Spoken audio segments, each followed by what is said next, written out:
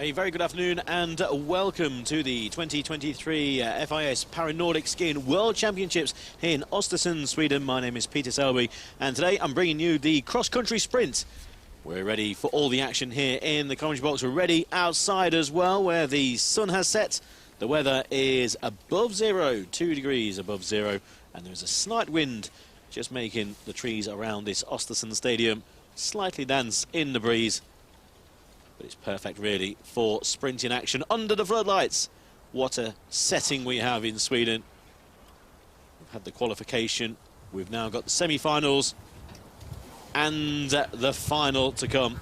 So sit back wherever you are in the world and enjoy these pictures and all of the action from Östersund, Sweden on day 3 of the FIS World Para-Nordic Skiing Championships. The real shocks in the qualification, maybe just the one or the two then, who haven't qualified for the semi-finals. We'll of course go through them as they arrive, and when they do, it will be fast and furious. Plenty of spectators here waiting in anticipation for the event, cheering on family members, friends. There's quite a contingent from Germany who have enjoyed plenty of gold medals for the German side, in the same hotel as myself, and they've been laughing and joking after the racing, and very buoyant mood. And I certainly think they're in with a chance of 1 or 2 golds, let alone medals. Coaches out on the course, keeping a note of start times, trying to keep warm as well. Possible favourite for the gold in the women's sprint is Kendall Gretsch of the United States, wearing the number 1. She's been the number 1 so far here in Sweden with 2 gold medals on days 1 and day 2. But there are athletes out there who will be looking at the gold medal in this first event, the women's sit-in. Certainly the favourite, qualified as fastest, did Kendall Gretsch, 3.2 seconds in front of Rocha of Brazil. Wicker of Germany, 2-time silver medalist at this championship, will have something to say. That's the first event, followed by the second semi-final. The men's sit-in will follow the 2 semi-finals onto the standing classification for women and then the men. And we'll finish with the semi-finals of the women's VI and then the men's VI. And after that, it will be through to the finals, and you can see the times there. So 4:47 Central European time, local time here in Sweden for the final of the women's sit-in. The men will follow shortly after. Look at the gap between the medals being given out in those finals. It's going to be very, very quick between all these events. So make sure you're paying attention out there. I've got plenty of paper in front of me, ready to write anything down. Times, who's done what, who's going through.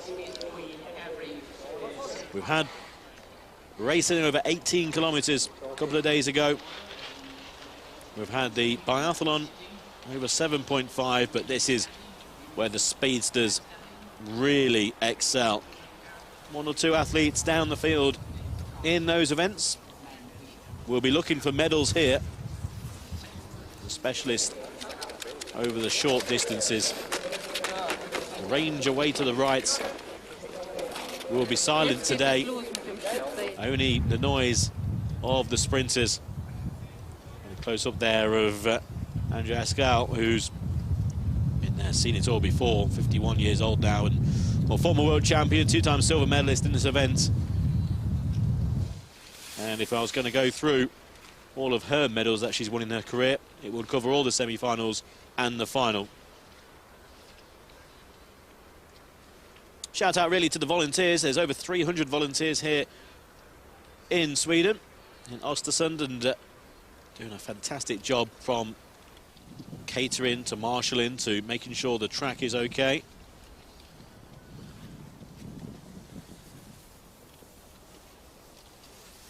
Making sure the athletes are fine. The facilities here in the stadium, absolutely superb. 6,000 people can be here. Very well looked after by the extremely friendly hospitality here in Sweden. The Brazilians in with a chance of a medal in this first event, maybe later as well.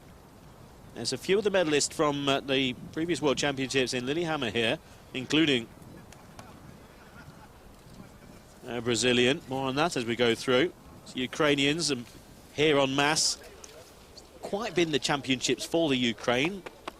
I'm sure that will change. I think there'll be one day of these championships where the Ukraine will take plenty of medals, 1 gold so far. There's the scene looking down on the start and finish. They'll be out into the country, away to the right, into the forest, and then behind this camera, especially with the sitting competition. Let's take a look in more detail at the course. Out into the country then, sharp bend, very, very steep, and then downhill back into the stadium. Look at that incline, and then straight away downhill after 960 meters. Very quick. And as they come downhill, there's a couple of bends as well that they'll have to negotiate. Standing course, 1.1 kilometers, slightly different, but a huge incline to start.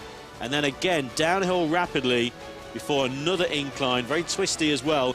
A sharp incline before downhill all the rest. So it's going to be pretty level for the first, say, quarter. And then 2 relatively steep inclines, followed by a real sharp incline for the standing in the VI category. I was just thinking from this conditioner, is that too late in the game to play around with that? Yeah. Just the one major incline really for the sitting athletes. Now the first semi-final will feature Kendall Gretsch. There she is, to the right of your screen. She'll be going off 20 seconds after the first athlete. And that's the 19-year-old Han Seung-hee of Korea. Andrea Skau's been here on the start line in spring competitions before. The former world champion, 2-time silver medalist, Marie Meunier, 18 years old, learning all the time, I imagine, from Andrea. 6th in 7th in Lillehammer. Starting first will be Han. And there's Kendall Gretsch of the United States, 2 gold medals already, and she'll be looking for her 3rd in 3 days. Qualified fastest, bronze medalist from Prince George, 5th in Beijing. But we don't have the top 4 from Beijing in the recent Winter Paralympics here.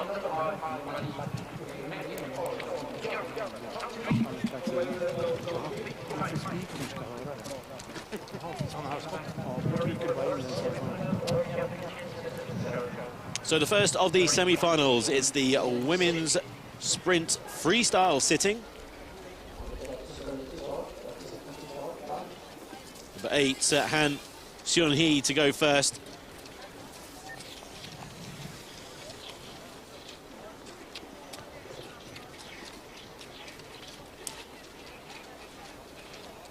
...14 seconds. Skau and Meunier, both take your start position. LW11 athletes, and it will be Han to get us underway.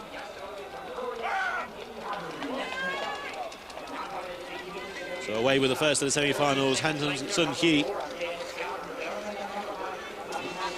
LW10, 14 seconds later, the 2 Germans away. And Gretsch has to wait for a further 6 seconds, and she is off and racing. In this first semi-final, who is going to go through to the final?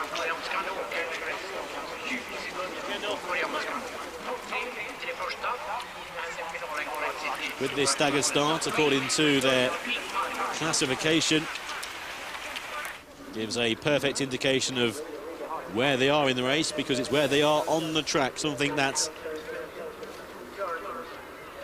in Para-Nordic skiing with the factor times quite a lot of the time doesn't actually happen from a viewing point of view. It's the glory of the sprints.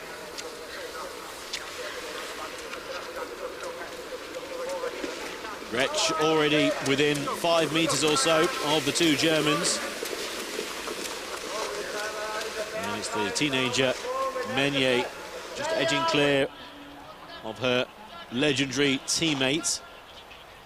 And finding it tough on that short, sharp incline over the bridge and then down. And she's going to feel the breath of two Germans on her left shoulder, followed by Kendall Gretsch, who's gone past Meunier. Pascal took that slope, and Gretsch very wisely moves onto the inside track. Pascal looks behind her, and she sees the United States headband of Kendall Gretsch turning back towards home. And finding it tough, the grooves in the snow disappear around the bend, and Han finds taking that bend rather too awkward to put any pressure back on the German pair. We know that they're clear of Han. 6 through to the final. And the front three are well clear of the Korean. Very comfortable for Kendall Gretsch, and also two Germans in behind. Gretsch coming through 20 meters or so clear, and she'll be coasting, knowing that in a few minutes time it will be the final. That's where she'll need all of her energy, but she is, for me anyway, the favourite, in great form here in Sweden, and she's going to coast through to the final. Relatively simple for Pascal and also Meunier. Gretsch goes through.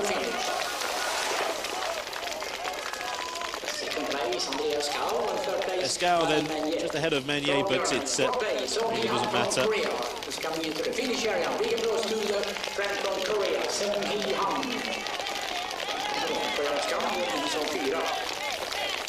And Han Sun-Ki comes through in 4th place.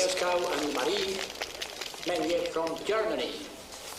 And also thank you to Song Hee-han from Korea. We turn the page immediately, and so we will face and make a lineup for the second semi-final.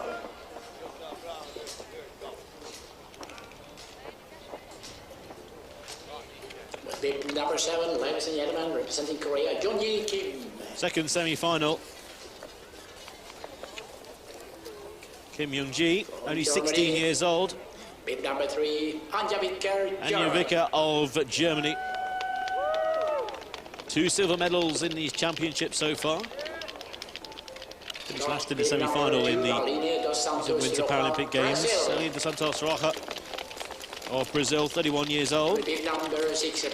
Bronze a couple of days ago in the 18K individual classic. About to qualify for the final in Beijing. Christina Picton of Canada, to 4th place so far. Finished 6th in the final in Beijing.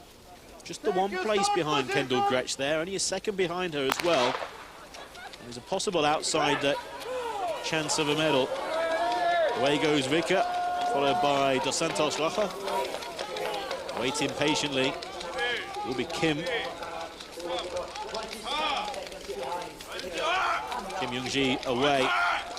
And it's going to be a fair while before Christina Picton goes.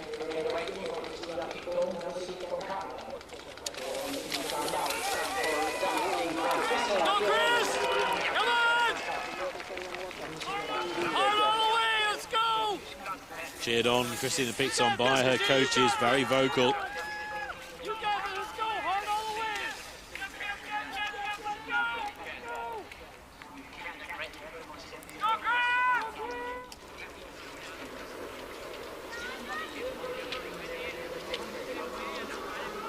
Wicker.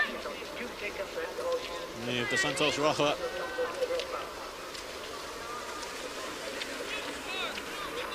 too far behind.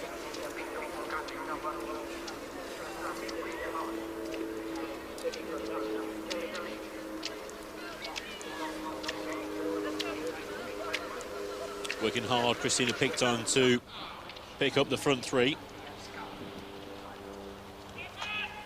Again, the first four from Beijing not here, so naturally Picton will be certainly in with a chance. Having to navigate though, slightly tricky part of the 960 metre. Accelerate over the bridge. This section here, taken very well by Vika. Better than the Brazilian Roja. Just gaining a couple of metres. Kim Young-ji.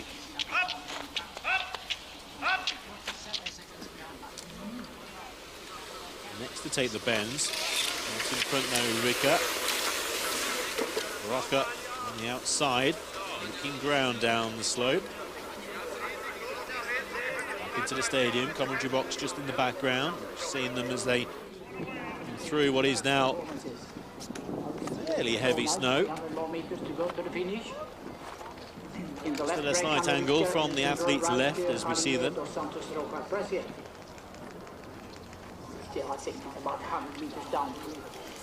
The other two competitors, Johnny King, Korea, and Christina Picton. I think they could pick up those. And what about Picton? Number 6. Still working really hard. But into the finish area, ladies and gentlemen, I give you first number 2, Aline dos Santos Roca from Brazil, and number 3, Santos Roca and Anja Vika coasting in this semi-final. Santos Roca ahead of Rika. Here comes Picton of Canada.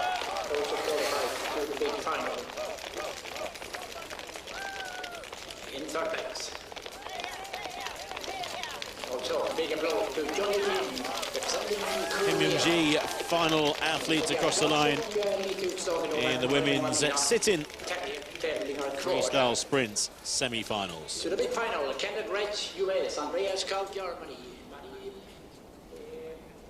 Menjen from Germany, from the first semi-final, and the second one, Aline dos Santos Roca, Brazil, Anja Vika, Germany, and Christina Picton from France. So the Santos Roca and Vika, followed by Picton, and then rear of the field in fourth place, Kim Young-ji.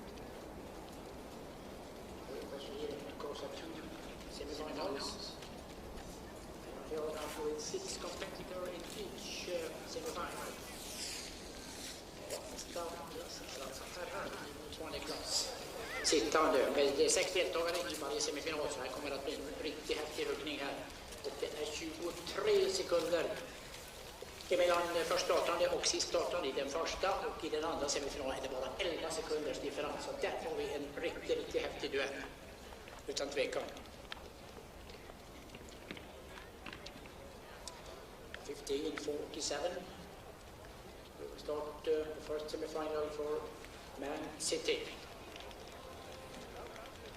They're preparing for line-up at the moment. 6 competitors in each semifinal, and the top 3 will go to the big final. De 3 bästa från semifinalen här på här sidan, 6 stycken i varje, så att det är en riktigt häftig kuggning nu. De 3 bästa går alltså till stora A-finalen. So one event down then with the semi-finals of the women's sitting complete. We'll to wait until our next. Men sitting. Lite snabbare få in herrarna också. Ladies and gentlemen, it's time for the first semi-final competition sprint, Man Sitting. First one to start will be Maxim Yarovi from Ukraine. 1 second before the Canadian Derek. So 6 athletes then in our first semi-final. Yarovi of Ukraine, We're the first to go. There's Christian Westmar Ribera. Qualified fastest, actually, for the semi-finals. Silver medalist in Lillehammer. Zablatinsky of Canada. Pablo Bal. Outside chance, I'd say, of Bal. Yoavi will be the first of these to go. Liesk rounds off the Ukrainian attack in this first semi-final.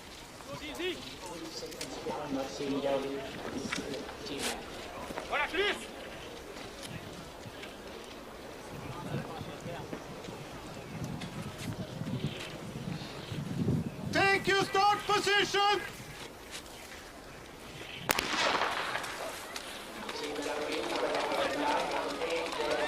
Away and racing in the first of the men's sitting semi-final.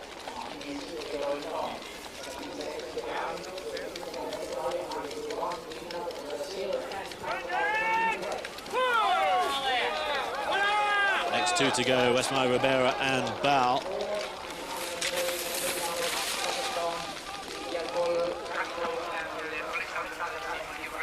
Followed by Kamitov. Elias will be the last to go alongside the Kazakhstan athletes. Yoavi then in front. Quickly chased down by Zablatinsky. Zablatinsky. Again, a lot of encouragement given to these athletes by their coaches, especially in the first part of the circuit.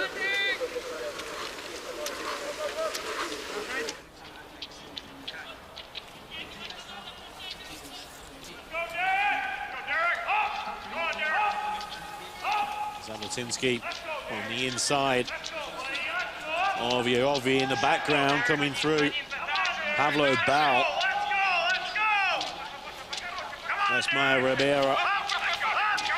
101. Just finding things tough at the moment. Then this tricky turn. Taking it too well, Westmar Ribera. I'd say the same for Kamitov as well. One man took it well, and it's Derek Zablatinsky. And the Canadian going very, very well out in front. A real battle on fourth, third at the moment between Bal and a renewed attack by Westmar Ribera. Close between the pair. As they come into the stadium. In front, Zablatinsky, but now being hunted down by Westmar Ribera in second, just ahead of Bal, and also a very quick finish in Kamitov. Turning home, 75 metres to go. It's the Brazilian Christian Westmar Ribera, qualified fastest for this semi-final, out in front. Zablatinsky trying to hold on for second. He's going to be picked by Kamitov for second. Zablatinsky then in third. Followed by Bal, who was there at one stage and dropped away towards the end as soon as they picked up speed after that horseshoe. Not at the head from arguably the favourite now, Christian Westmar Ribera. Trying to better the silver medal he won in Lillehammer. Yes. Christian Westmar from Brazil. Second place, Yerbo Hamidou, Kazakhstan. And third place, Derek Zablatinsky from Canada.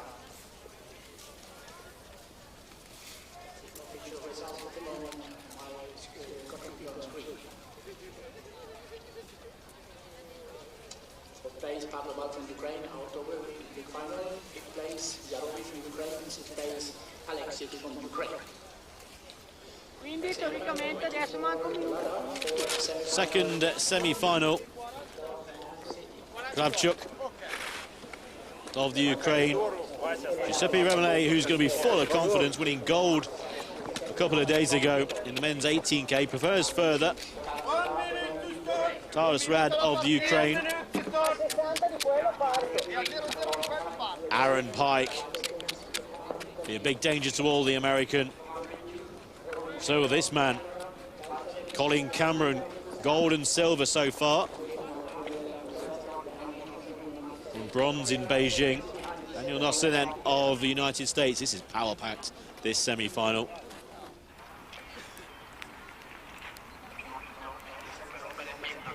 Romane will be the first to go along with Kravchuk, followed by Cameron and Pike, and then Rad and Nosson all at the same time, those two.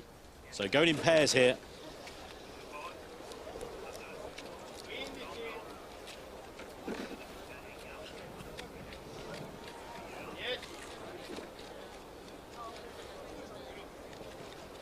Take your start position. Second semi-final, very quickly away. Was Romane, so was Cameron. And away the final pair of Rad and Nosson. Who's going through here?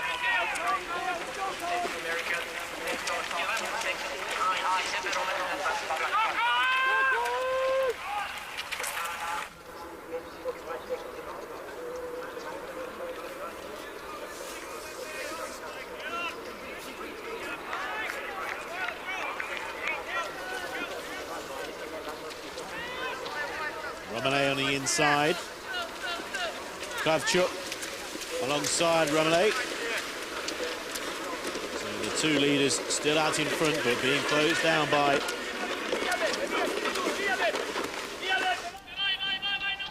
both the Canadian and the American Pike. Changing to the inside, Colin Cameron.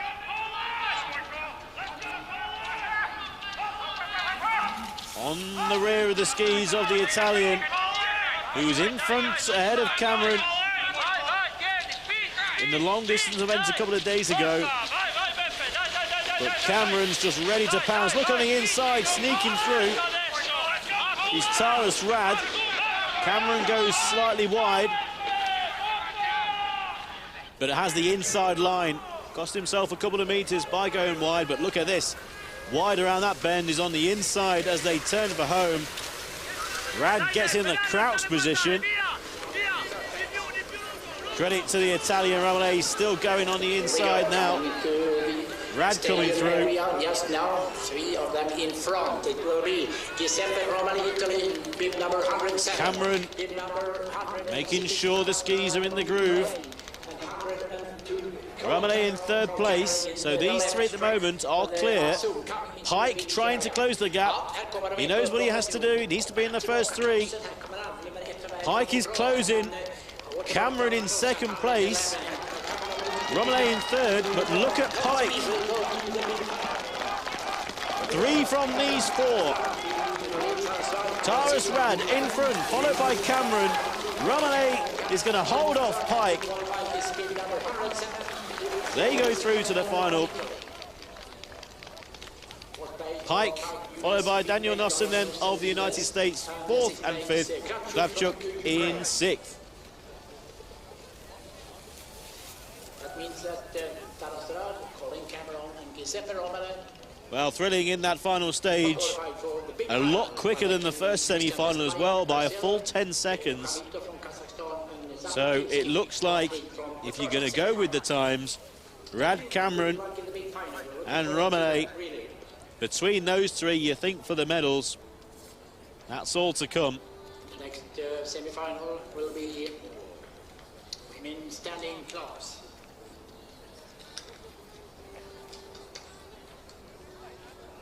Confirmation of those first three.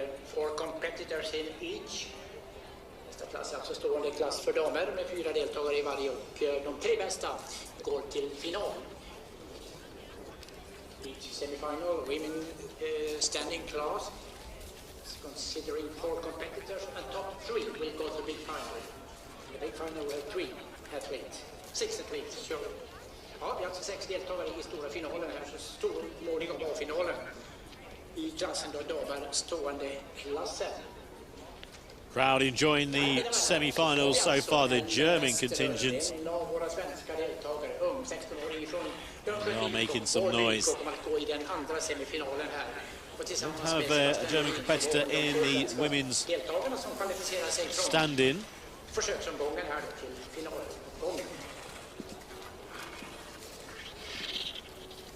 Ashley Wilkie of Canada, Mialovic of the United States, Limaya Lyashenko, Ukraine, Mika Kawamoto of Japan in the first of the semi-finals.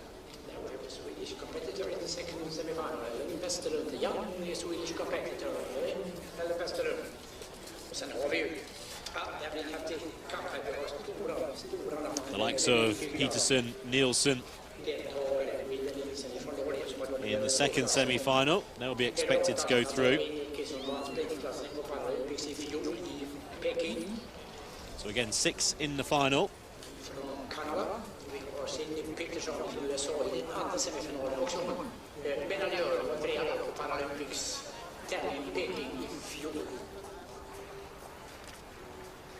So, ladies and gentlemen, we're preparing for the first semi-final.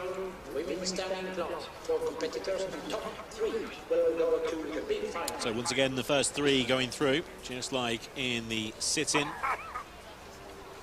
So 3 from these 4.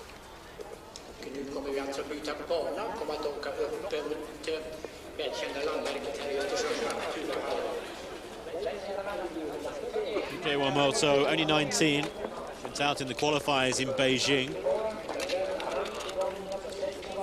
And Mialovic, United States, 5th in the sprint biathlon. He's 9th in Lillehammer. Lyashenko,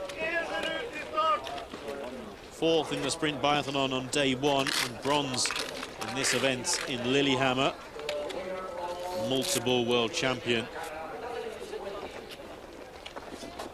And Natalie Wilkie of Canada, gold in the 7.5 kilometre sprint biathlon on day 1, silver on day 2 over the longer distance. Qualified first for the semi-finals, and she was a full 7 seconds clear. She's the reigning Winter Paralympic champion. She is the athlete all of these will have to beat, but for now, it's a matter of getting through to the final.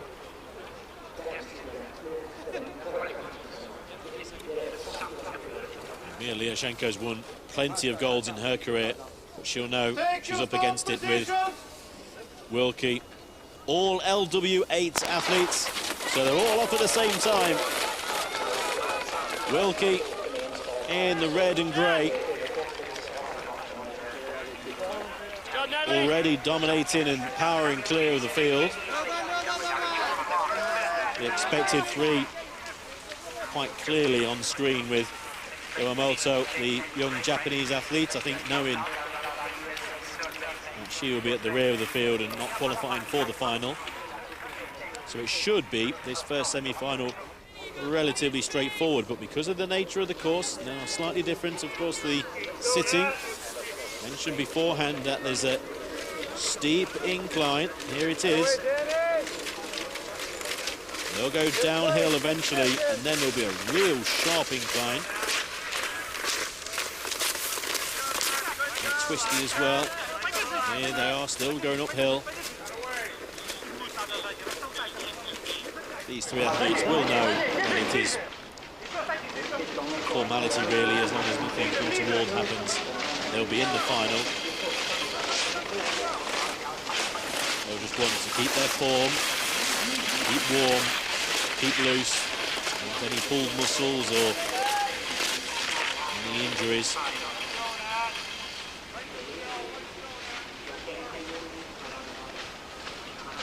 Moto giving it her all, and you never know in sports.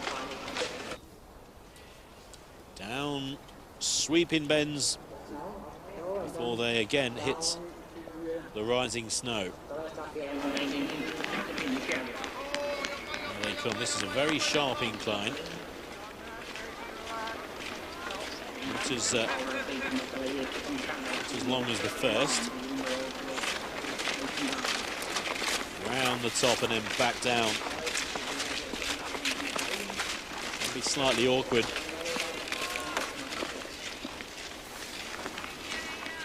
Should then be just coasting to the finish line for the front three, with the difficult parts of the circuits already complete. All right, Matt. Good job. Just using the momentum of that downhill section, you should get to the top of here without any.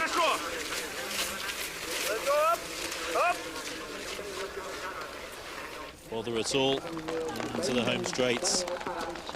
So Natalie Wilkie of Canada goes through to the final, winning the semi-final. Front three go through, but it's Natalie Wilkie.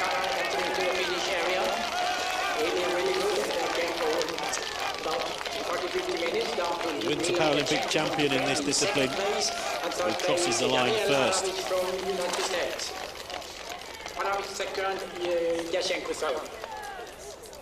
She'll have to beat the reigning two-time world champion, who we'll see shortly.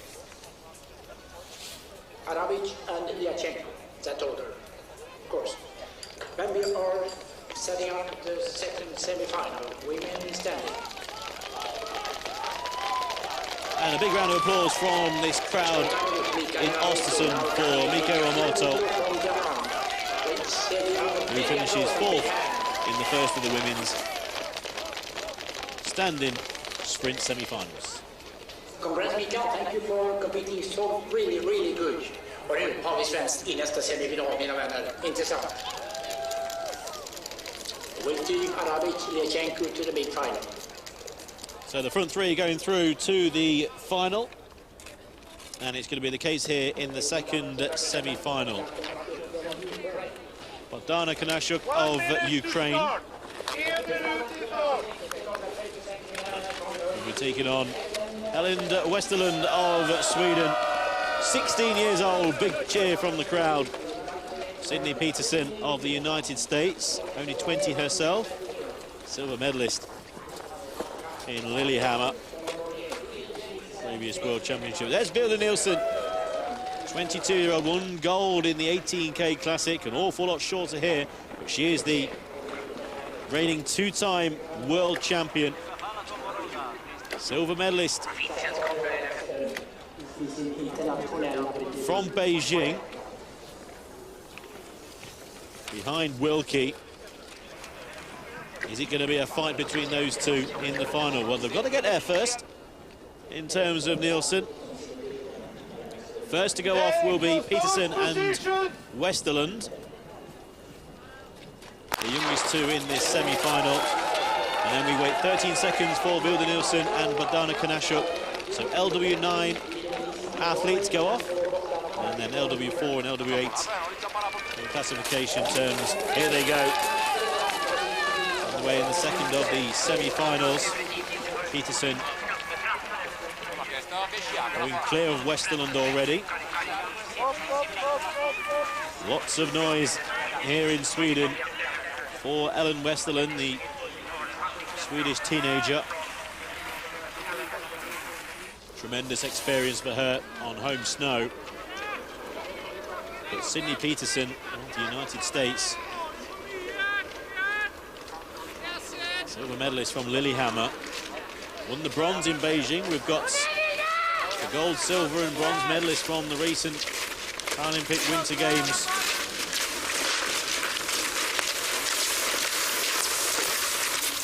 Silver medalist Nielsen, two-time reigning world champion, is going past already Peterson. He's being followed by Bogdana Kanashuk.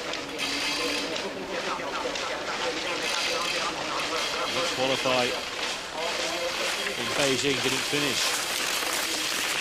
Well, back far enough. She is a bronze medalist from Prince George. That's 2019. It's not the distant past. She has the form in the book. Bogdana Kanashuk, only 24. And she's skiing past the Norwegian. Peterson in third. So these three looking set.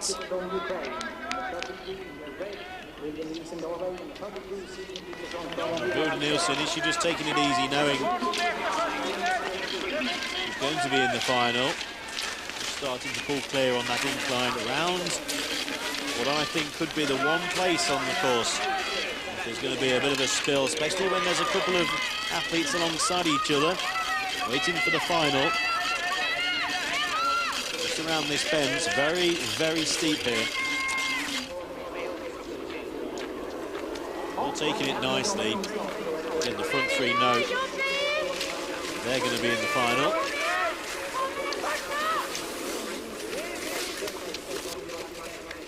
Peterson finding it tough at the moment to stay with the front pair. Knashuk surely will be looking at this result and the form of Peterson at the moment, and will be wanting a medal. He's stayed with the illustrious Norwegian, who will win the semi-final. Vilde Nielsen beating Knashuk. Peterson safely through. And listen to the cheer for the Swedish teenager, Ellen Westerlund, into the home straight.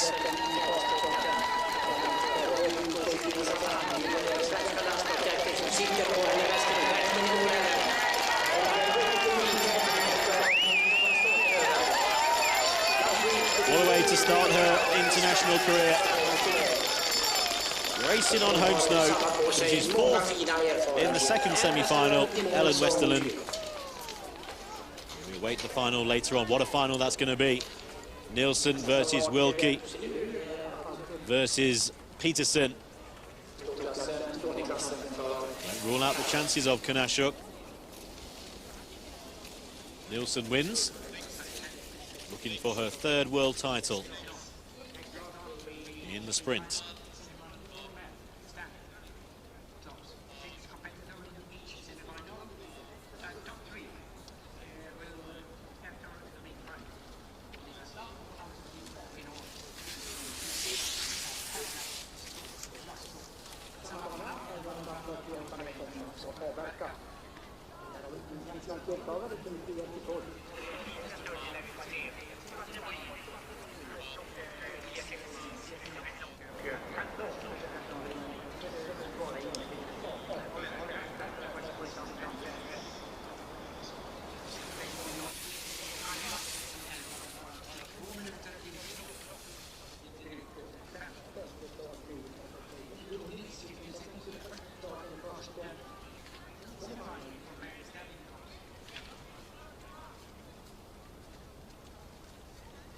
Competitors in the men's event getting ready.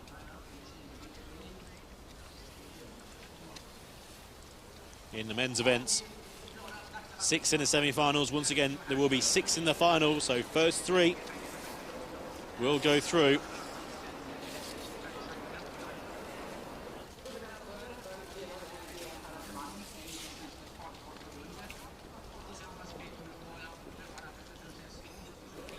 Meyer there, just getting ready. Looking for another gold.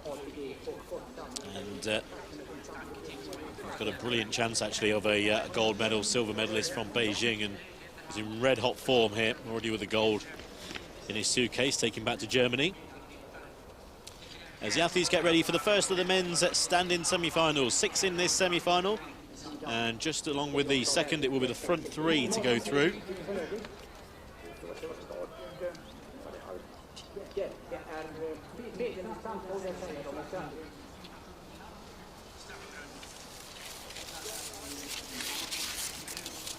Now this first semi-final, I think, is very intriguing, with the likes of Meyer, who is the favourites.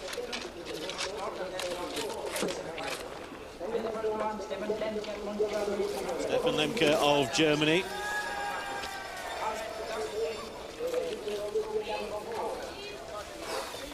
Vital Skupian, who's had a brilliant start to these championships, was out in the semi-finals in Beijing.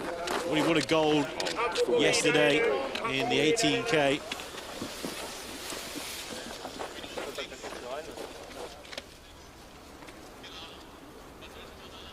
Three Ukrainians there from the middle to the right of your screen.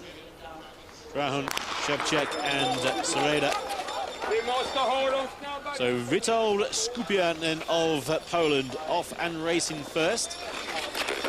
8 seconds later, and then the rest 10 seconds later.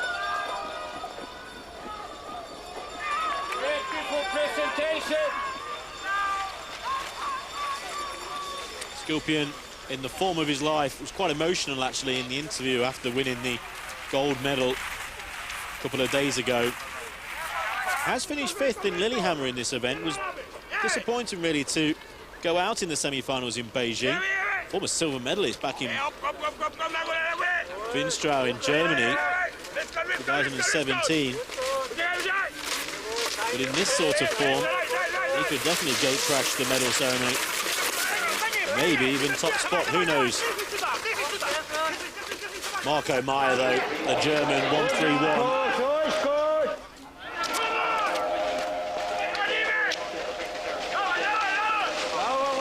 Gold medalist in the 7.5K biathlon. Silver medal from Beijing. Could well be the man to beat in this event.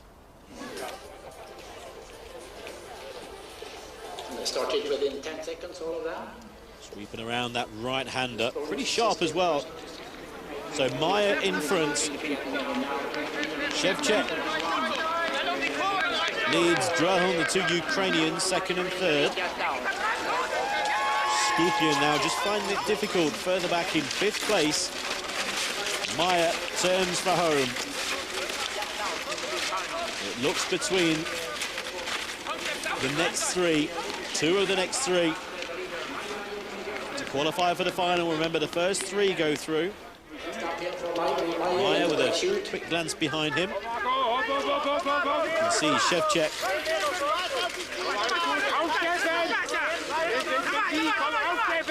Followed by Lemke of Germany, and they've just started to leave Sereda behind.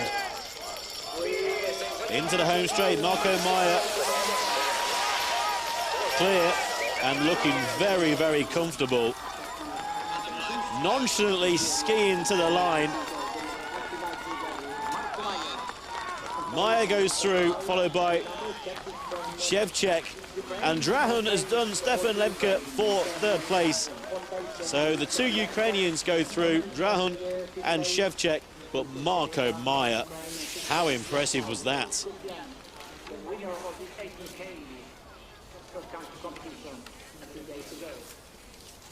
Marco Meyer winning his semi-final.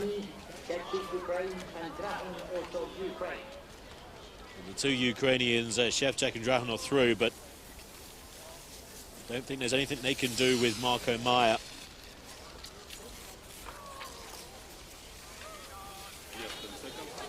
Second semi-final, again, 3 go through. Martin Hagen of Norway.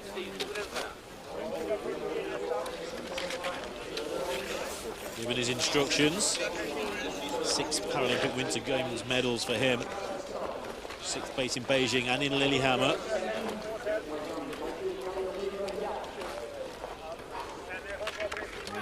Karaoke. Tiki. He's going to be in with a chance, certainly. Benjamin Davier. Gold medalist from Beijing, gold medalist from Prince George. Reigning Winter Paralympic champion in this event.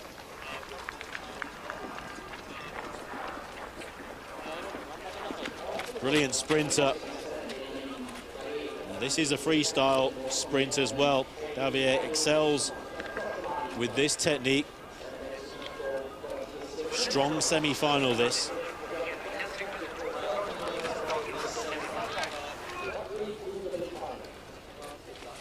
Karaoke Tiki will prefer further, silver medalist in the 18K a couple of days ago.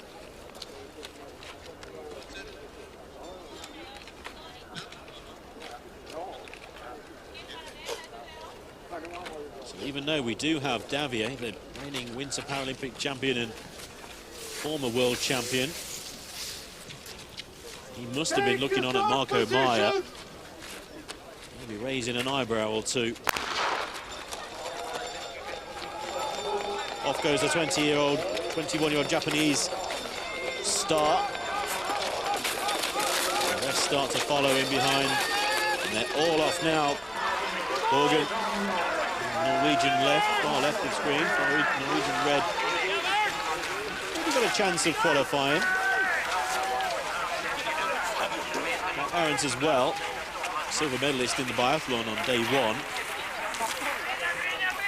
Former bronze medalist at Pyeongchang. Hasn't really done anything since then in sprint, so it really is kind of a wild card in this event.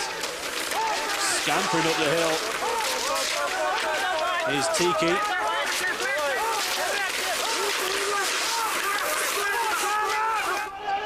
Slightly awkward Wozniacki at the rear. How low Tiki's keeping. Out in front, Davier. And there's a gap. Gertless, Kazakhstan. Ahrens. Wozniacki's got past Morgan, who's at the moment struggling at the rear. Karaoke Tiki.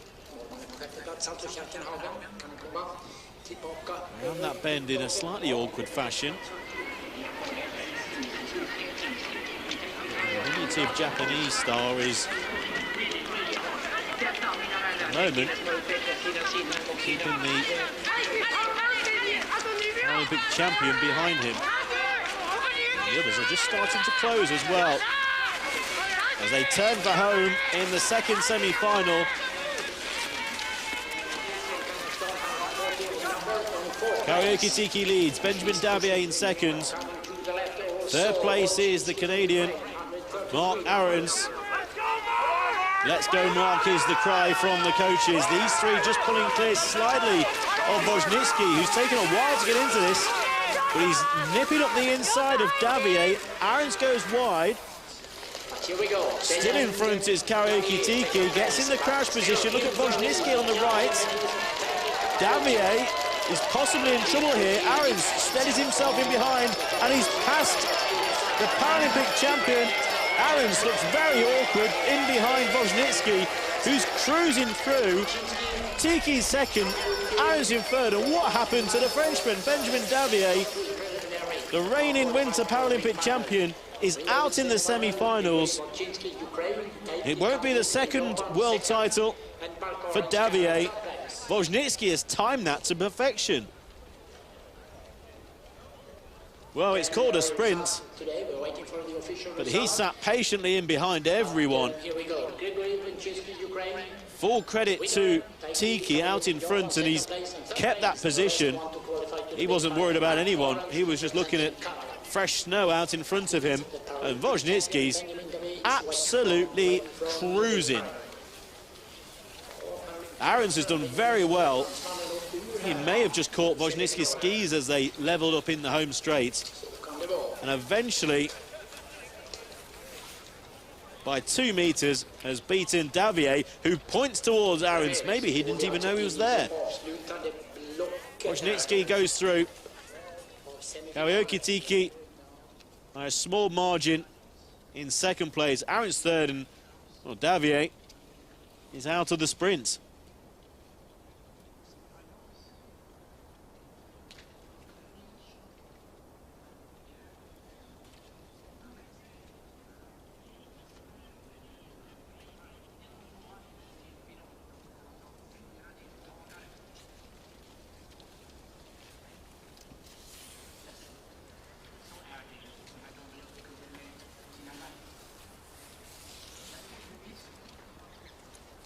The stadium falls silent for a short while, but we're waiting the start of the women's VI.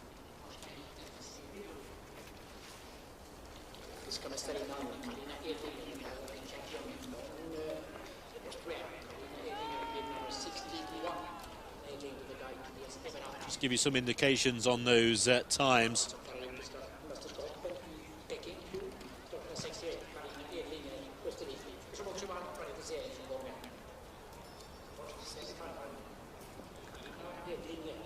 Wozniacki coming through with what was tremendous effort in the local crowd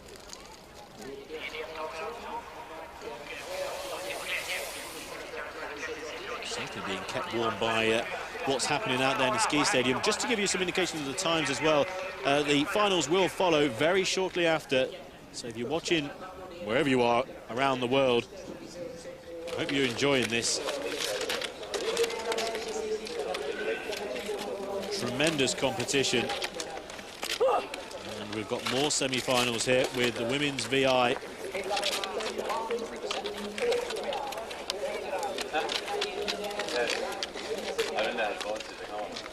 Two to go through. Karina Edlinger. There's Rechtenwald. Rechtenwald, bronze medalist in the 7.5K sprint. But Karina Edlinger is the reigning Paralympic winter champion. Gold medalist on 2 occasions in the World Championships as well. Has won 3 freestyle sprints on every single stage in Beijing. 5th in the biathlon, but it's the short sprinting distances and cross-country events that the Canadian will excel at. Karina Edlinger of Austria will be certainly the one to beat. Guides out there as well. There's Edhard, the guide of Edlinger.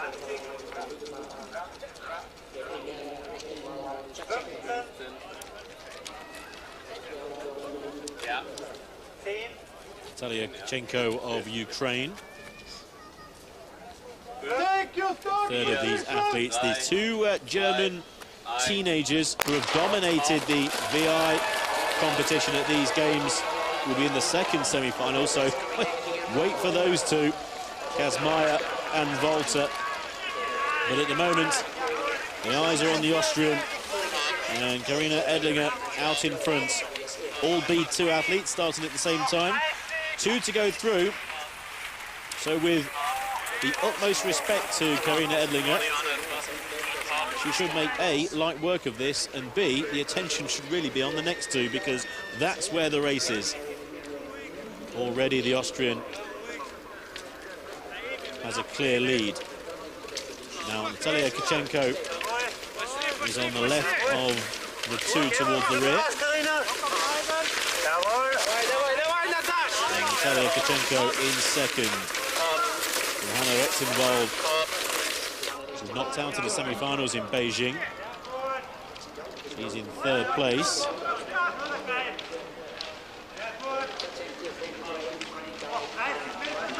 Edlinger in front.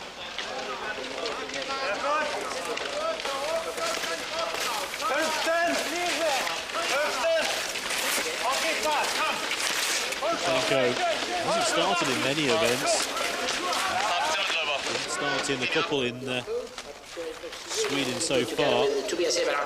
Out in the semis again in Beijing. The lead that Edlinger's got, but well, said at the start it might well be a race between the 2nd and 3rd for 2nd place. Really worked out on the snow. Kachenko clearly in 2nd. Too sure what Rechtenwald can do, unless Kachenko's just gone very hard. Rechtenwald is closing on the slopes. About 5 meters away from Kachenko.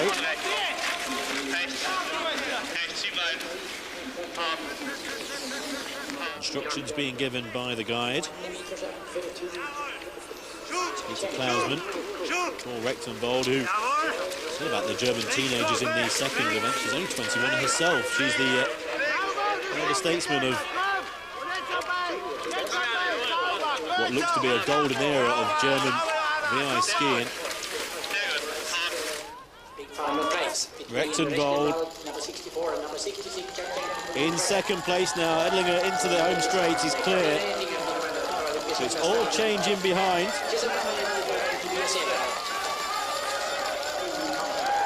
A bow to the crowd. Very easy for possibly the champion. But it's all changed. Look at Rechtenwald. She's gone past Kachenko, who's blown up here. And Rechtenwald is through in second, and it turns out Kachenko went really quickly early on, and there was nothing left in the tank. Kachenko may well be carrying a little bit of an issue after not starting in 2 events. He's given it a go in the sprint, and well, it all became too much late on for the Ukrainian. Edlinger goes through very easily, and Johanna Rechtenwald is one of probably 3 Germans in the final, but we await the second semi-final. And what a semi-final this is. Oksana Shishkova, bronze medalist in the cross-country, silver medalist in this event in Beijing, silver in the World Championships in Prince George a few years ago, but she's taken on Leonie Maria Walter, gold and silver so far here, the 19-year-old, and Lynn Kazmaier, a silver and a gold, and she's only 16. She won the bronze medal in the sprint in Beijing. Walter was 4th that day. What a semi-final. Only 2 go through from these 3.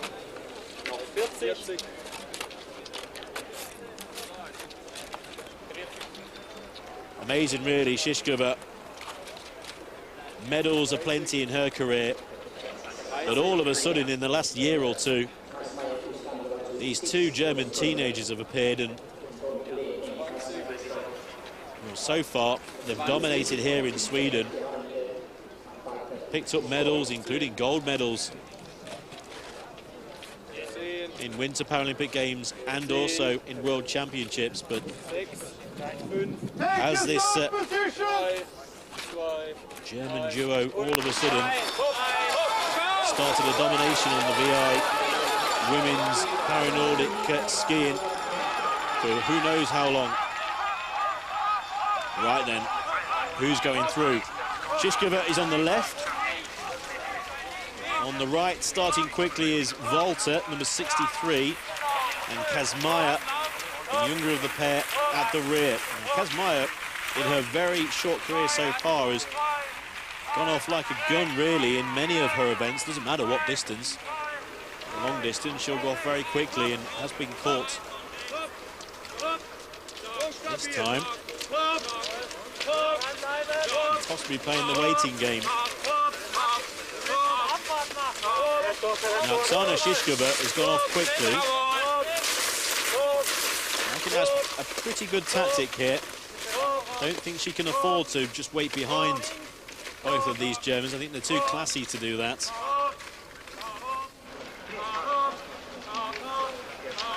She might be out in front and maybe feel it's the best tactic, wanting the 2 Germans to maybe then race against each other and possibly leave her out in front.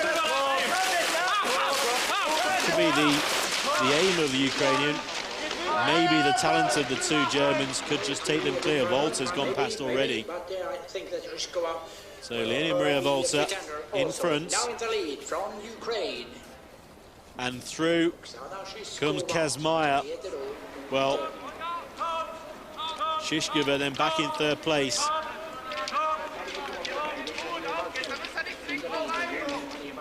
Walter in front of Kazmaier. 2 to go through. And it looks like it's going to be the German duo. The guide very sensibly keeping Kazmaier very wide of Walter there. Don't want to trip up around that bend, and look, they know that they're so far clear as well. So you don't want any slip-ups, you don't want any collisions. Doesn't matter that it's your teammate, it could be anyone. And they've left Shishkova, so it's going to be 3 Germans in the final. It's going to be Lynn Kazmaier, Leonie Maria Walter, and Johanna Rechtenwald taking on the Austrian Karina Edlinger. What a final that promises to be.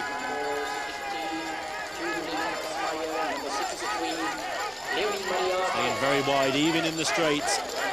Sensible from the guides. Taking Kazmaier wide. Florian Baumann. It will be Walter who wins, but Walter is winning this second semi-final. pressure, really. Shishkova fell back a little. Kazmaier in second, and Shishkova in third.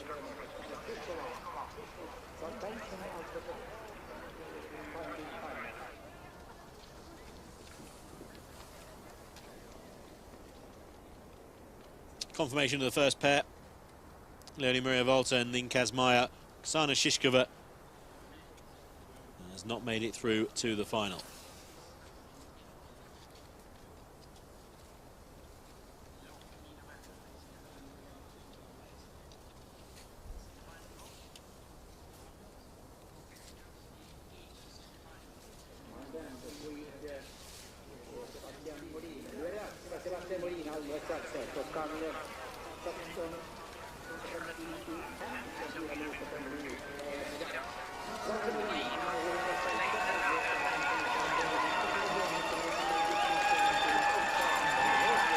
Well, big cheers around the stadium here in Östersund, Sweden, because not only is it the Swedish home hero, but it's the local hero as well from Östersund, Sebastian Modin, who's in this first semi-final.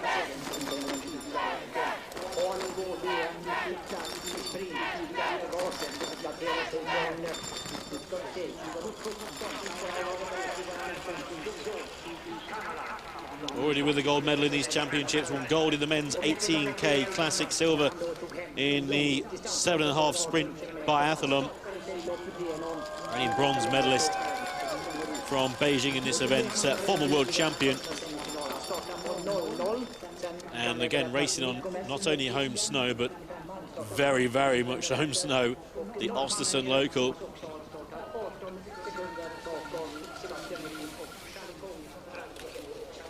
Delighted to win gold in front of his home crowd. Thomas Oxal.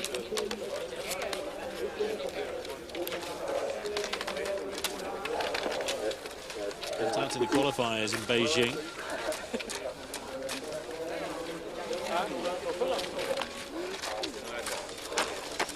Won's his best on the international stage so far. Nico Messinger for Germany. He's fourth in Lillehammer. And the cheers for Sebastian Modin. Daniel Richardson, his guide.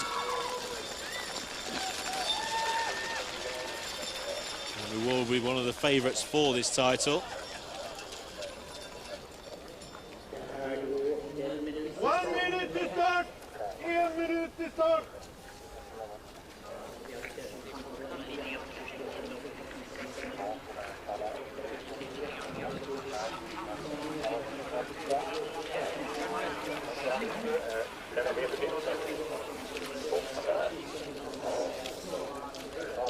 There's Anthony Chalençon.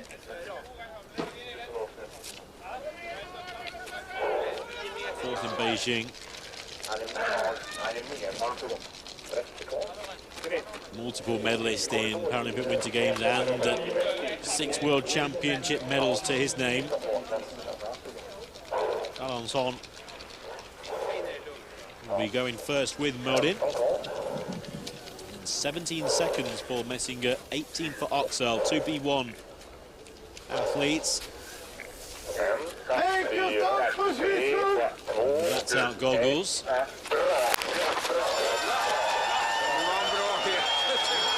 Off and racing to the cheers of the home crowd.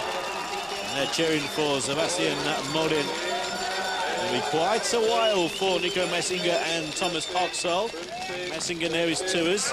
Oxal in the Norwegian red, and they're racing. Plenty of Norwegians here as well. Been over the border to cheer on their athletes.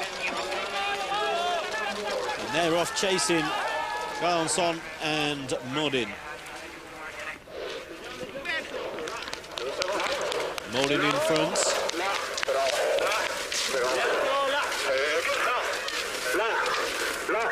Anthony Chalençon is in a very uncompromising position here. He knows that he's got a very informed and talented Modin in front, and he knows that he's going to be feeling the breath of both Messinger and Oxal at some point. don't think there's anything he can do with Modin in front, so it's just a case of hoping and praying you're not going to be passed by a German or a Norwegian.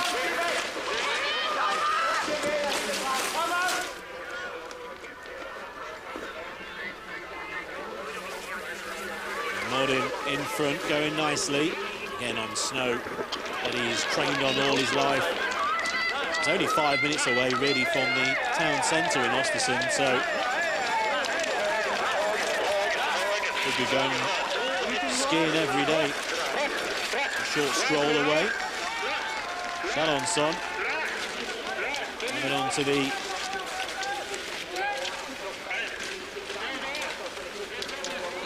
guide's pole there. Really keeping an eye on what's going on behind as well.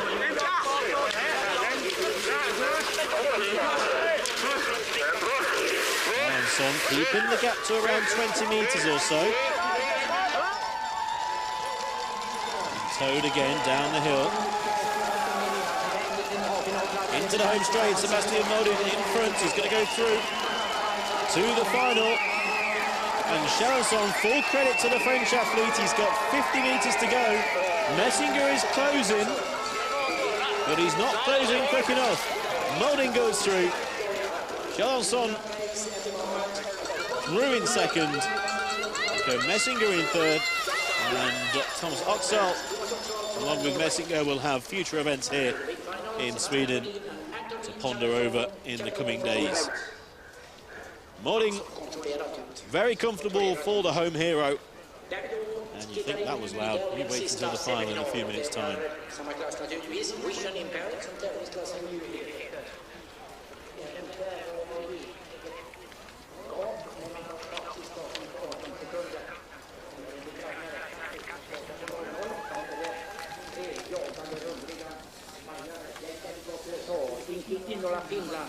Modin on course for another medal. He'll want another gold, and so will the crowd. We'll take great interest in the second semi-final.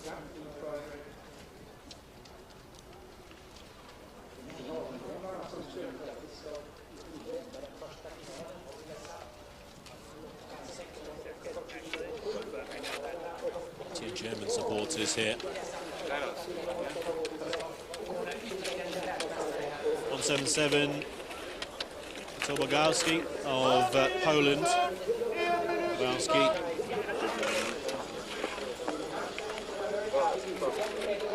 Will be one of the last to go, along with Jake Adikov of the United States. And then Jazz in. Silver in the World Championships in Lillehammer. Kiinala of Finland, plenty of Finnish support here. First to go though will be that man, Alexander Kazik. This is a strong lineup. So Kazik to go first.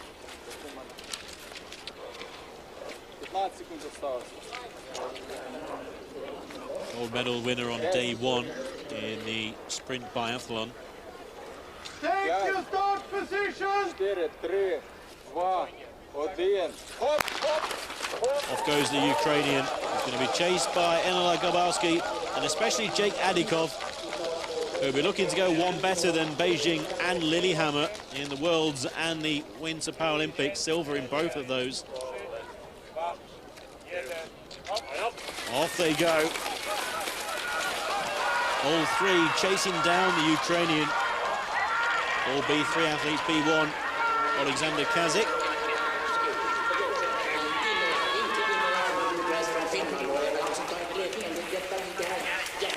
Kiinala keep on the inside of Adikov. Polish athlete's going to be up against it here, but it's the first two to go through. Alexander Kazik has the 18-second advantage and is a more than classy athlete. Gold already in these FIS Nordic Skiing World Championships. Tough nut to crack, but Adikov is closing already. Clear of Inola. Lebowski closed in on Inola in third. Kazik in front. Gap already that Adikov's put between himself and the finish. Inola.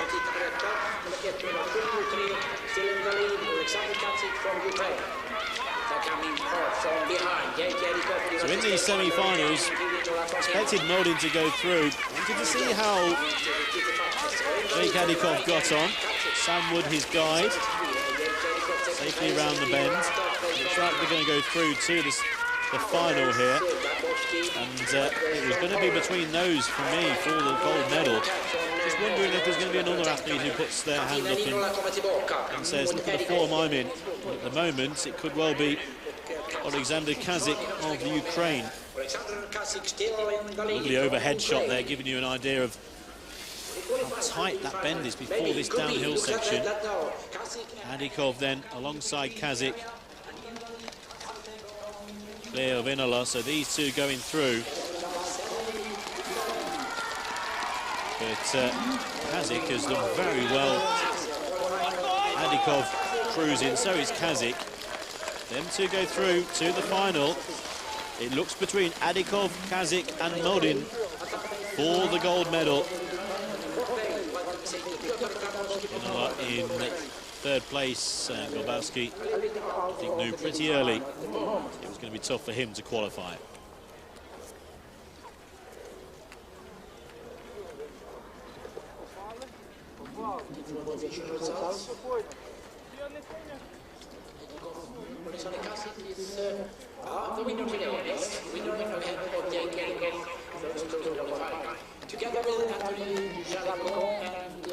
Confirmation of Kazik and Adikov cruising through. Inola in third and Grabowski in fourth.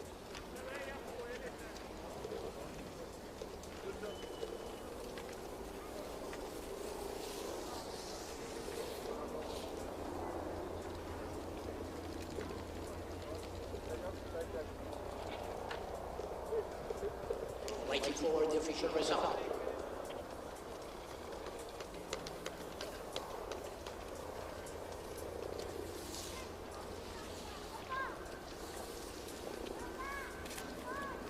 Ja, mina damer och herrar, så är det.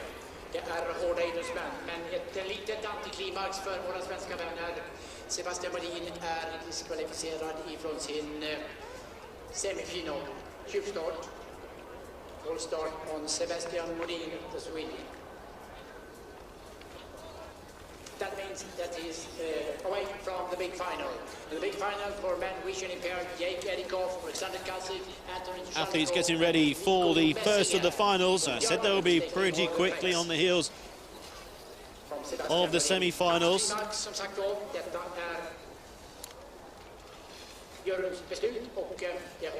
Kendall Gretsch, can she make it 3 gold medals?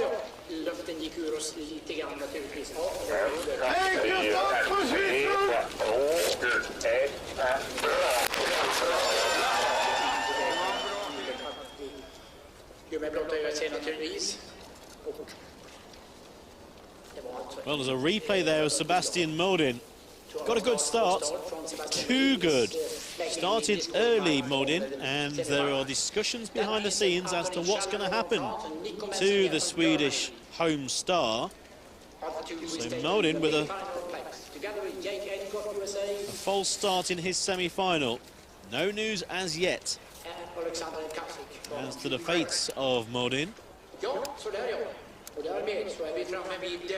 So drama before we get to the finals.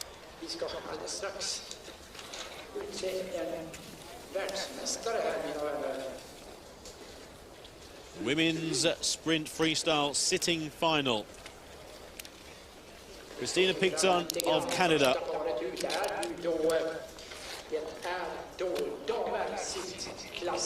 Next to her is the first of the 3 Germans, the legendary Andrea Askell. 51 years young, looking for another medal. 2 silver medals for Anja Vicker at these championships. Smile on the face.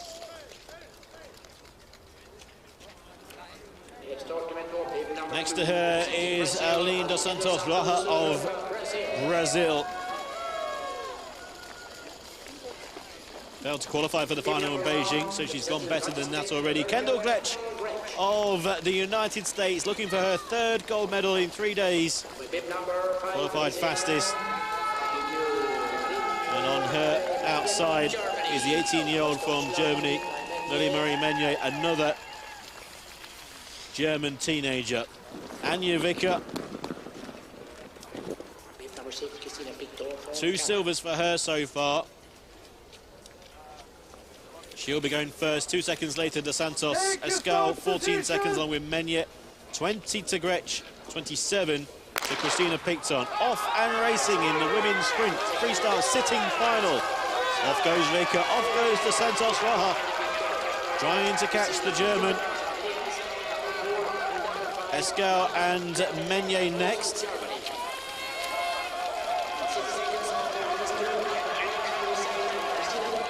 And away goes Kendall Gretsch in pursuit of not only 4 athletes, but another gold medal. The last to go is the Canadian Christina Picton, being cheered on by a very vocal coaching setup from Canada. Vicker then leads. Finished last in the semi-final in Beijing. Chance of a medal here. Being closed down by dos Santos Roja, who has formed wheelchair events. Raced in home Paralympics of Rio 7 years ago now. Doesn't seem like that. Lily-Marie Meunier leading her illustrious teammates Andrea Escal. And here's Kendall Gretsch over the bridge.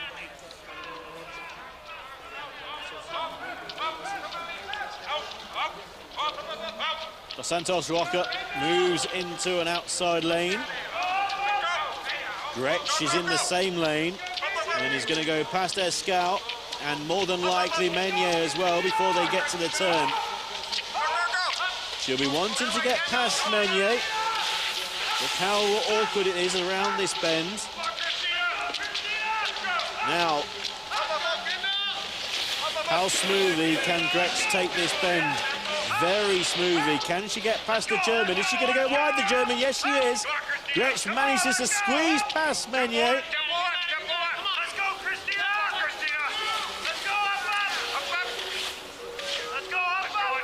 Now, has Gretsch lost a little bit of momentum there? She switched to the outside.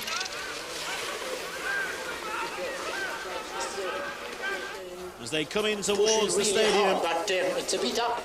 In front is Aline dos Santos Roja. Second place, Anja Vicker. But flying in behind them is Kendall Gretsch of the United States, wearing number 1. She's been number 1, but she's got to try and reel in the German Vicker. But dos Santos Roja in front is going very quickly. So is Gretsch in behind into the finals, 75 metres. The Brazilian Aline dos Santos Roja. But look at Kendall Gretsch coming down the centre. Can the American pick up the Brazilian? Aline dos Santos Roja for Brazil. She's going to be world champion. She's beaten Gretsch. It's gold for Brazil. Gold for Aline dos Santos Roja. It's silver for Kendall Gretsch and a bronze medal for Anja Vicker. Brazilian gold in the snow in Sweden. A delighted crowd coach. And look at Aline dos Santos Roja in tears already. A brilliant gold medal. She won bronze over the long distance a couple of days ago in the individual classic. And over the shortest distance, she's gone 2 places better and is the gold medal winner. Kendall Gretsch congratulating her Tremendous, tremendous. It's not going to be a clean sweep for Kendall Gretsch. She's going to, I'm sure, win more golds at these championships. Anja Vicker's held on for another medal. Hardly an event that Anja Vicker doesn't win a medal in. 2 silvers and a bronze for her. Well, what a finish. Was this the moment that Kendall Gretsch lost out on a few vital meters? Maybe if there wasn't anyone on the inside, she could have crept through a little cleaner. But looking at the replay, doesn't overly look like she lost an awful lot of momentum. And in the end, she's gone down by a good 5 meters or so. And we will have a prize giving ceremony as soon as possible. Superb gold medal for Eileen de Santos Raja of Brazil, winning by 1.29 seconds over Kendall Gretsch of the United States. Silver for the American, and Anja Vicker, again, another medal for her. What a first final of 6. Now, news from Modin. He has been disqualified for the final. Home crowd will not like that at all. Sebastian Modin DQ'd after a false start in the men's VI. Men's sitting final. Colin Cameron, gold medal winner already at these championships. Zaplatinsky on the inside. Giuseppe Romele, well, he was delighted to win his gold medal in the long distance events, something that he excels with. What's Christian Westmere Ribeiro going to be thinking after witnessing what's just happened a few minutes ago with his Brazilian teammates?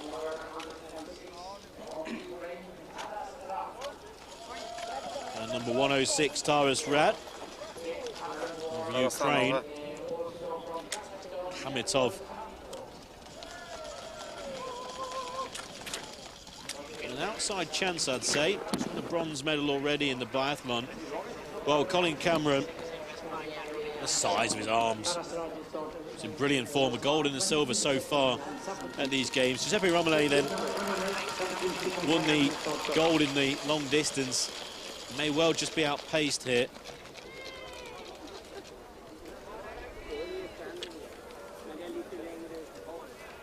And rule out Zaplatinsky as well.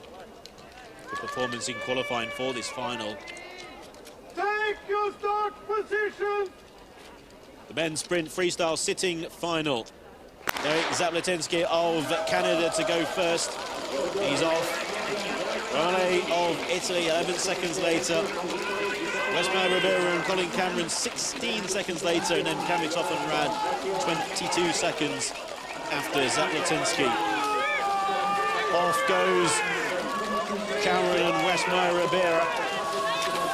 Kamitov and nearest to us, just crossing over, will be Rad. 106 in front of Kamitov. Cameron in front of Ribeiro. Early leader, Derek Zaplatinsky. It's confirmation about Sebastian Modin's false start. He's out of a final later on. Not sure whether the home crowd know as yet, but at the moment, it's the sitting final for the men. Freestyle sitting. The Italian has been caught already by Colin Cameron. And imagine Christian Westmere Ribeiro will be just trying to keep tabs on Cameron. You can see Cameron, number 102, the Brazilian, just behind him. I think that's an excellent tactic. Just stick to the skis of Cameron. You're going to go past Romele. And let's see what happens late on. Zaplatinsky of Canada in front. It's a Canadian 1-2 at the moment. Cameron around the outside. Romele's taken the bend very well, but Cameron's going to go past him. Taras Rad being given lots of encouragement. Zaplatinsky in front, Cameron in second, so it's a 1-2 for Canada. Westmere Ribeiro is going very well on the inside. He's going to switch past Cameron now. But look at the flying Ukrainian, Taras Rad around the outside. 106 far right of your screen. None of them have reached Zaplatinsky as yet. He still leads by 10 metres or so. But it's Taras Rad who's come out of the pack. 106. Switches out to the grooves. Kamitov as well, who's flying. Is there going to be room for Yevgeny Kamitov of Kazakhstan on the inside? Rad in the centre. Zaplatinsky's going to fade and possibly is going to struggle to hold on for a bronze. But in front, turning for home, Yevgeny Kamitov of Kazakhstan. On the left of your screen is Taras Rad. Kamitov has an outside chance of a medal. I didn't think it was going to be gold. It's gold for Yevgeny Kamitov, the new world champion. Silver for Taras Rad and Christian Westmeyer Ribeiro. What a few minutes for the Brazilian team. A bronze medal for Christian Westmeyer Ribeiro. That's a very sensible race that he's ran. Well, Christian Westmeyer Ribeiro, 2 minutes 45.3. That's an excellent bronze medal. The gold goes to Yevgeny Kamitov. Silver medalist in second place. Tremendous win for Kamitov. Failed to qualify for the final in Beijing, but the talent was there. Bronze in the 7.5K biathlon. Kamitov with the pace to get past on the inside Taras Rad. There's Christian Westmeyer Ribeiro, who's paced out very well. Romele Zaplatinsky and Colin Cameron will be disappointed to finish 6th in that final. Gold for Kazakhstan. Taras Rad there, 106, has moved out of the grooves. And that's given Kamitov clear space to come through.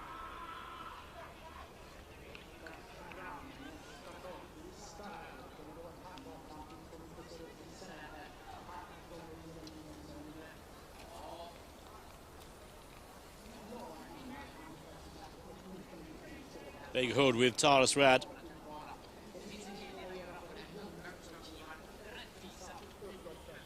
Drift the crowd know. They are aware now of Modin's disqualification. On to the next final. Or on to the women's standing.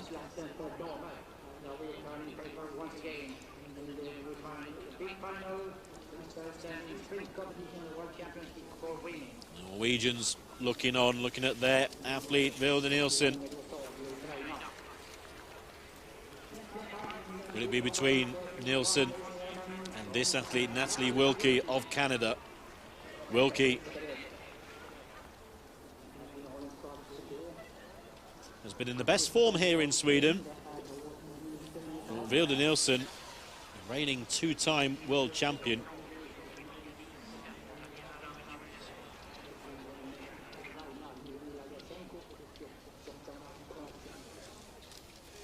Both 22. Wilkie turning 22 only the other day.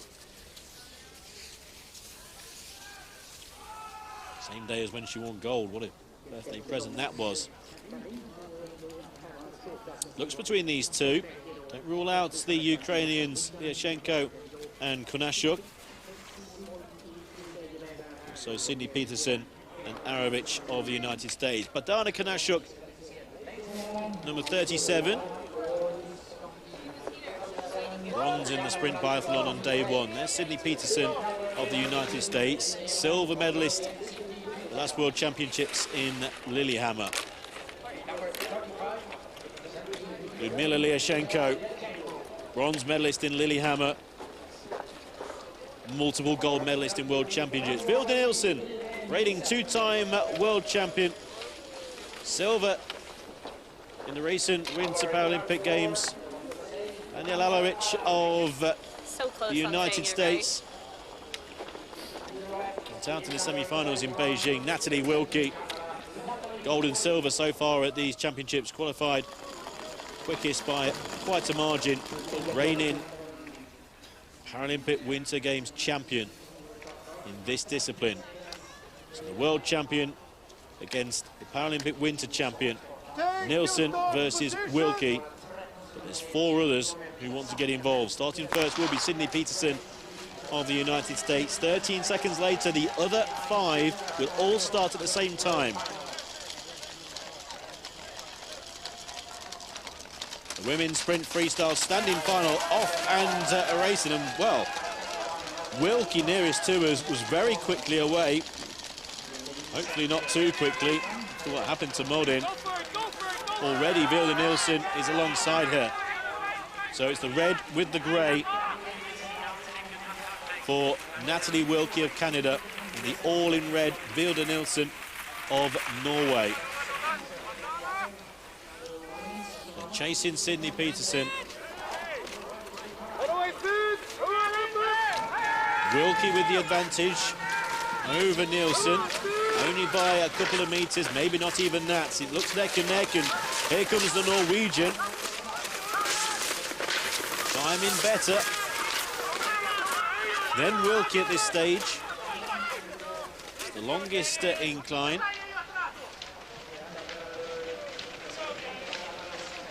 We'll have that sharp incline later on.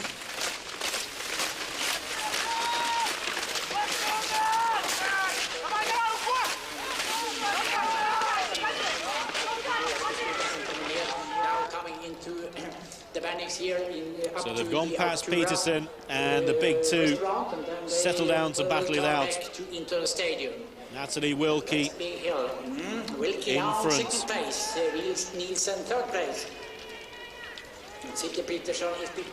Vilda Nielsen in second, just on the skis of Wilkie. Awkward bend to negotiate, easy for these pair. At the moment, it's the Paralympic champion in front. In the tuck position for the pair.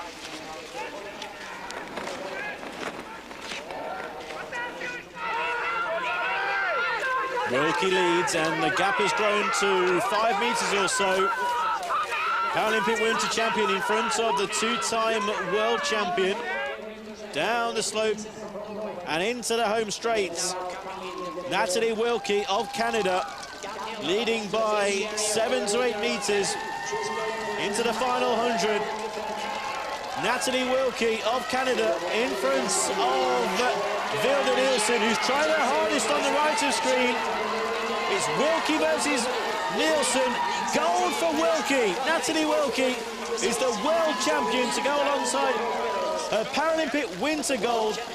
Nielsen in second is not a 3rd world title for the Norwegian. And in 3rd place, an excellent bronze for Sydney Peterson of the United States. 5th place, Konacho from Ukraine, and 6th place, Natalie Wilkie from Canada.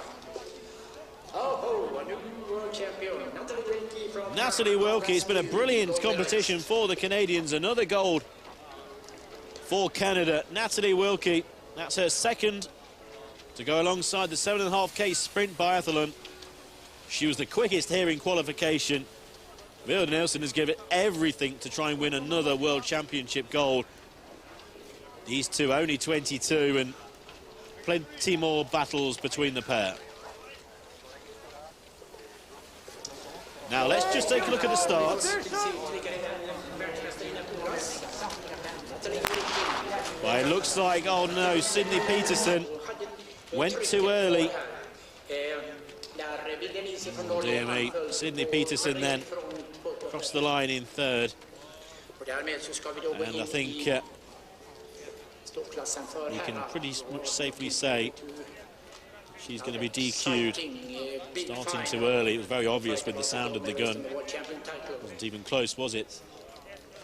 Peterson. And she's finished in 3rd by 7 to 8 metres as well. So the result, Natalie Wilkie is the new world champion. Vilda Nielsen with the silver, and will hang on for bronze. Sydney Peterson crossing the line in 3rd, but there's big doubts about that. It looks like she may be DQ'd for a false start. If so, Ludmila Lyashenko will be winning another medal.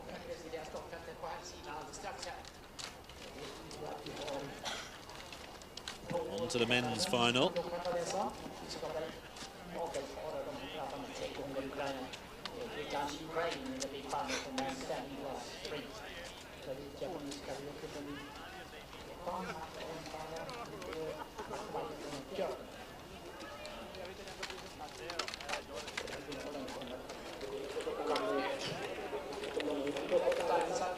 Mark Aarons of Canada has just seen Wilkie win gold.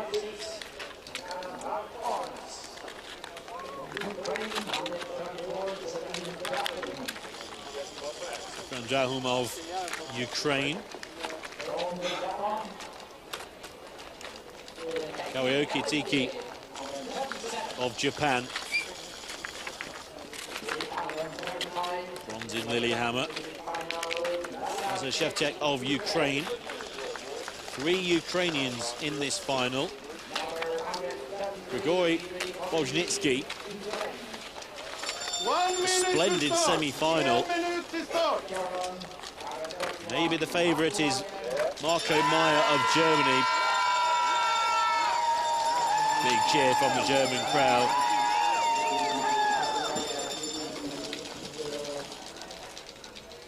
The men's sprint freestyle standing final. Kawaoki Tiki on screen. He'll be going first. 8 seconds later, Aronsov, Canada.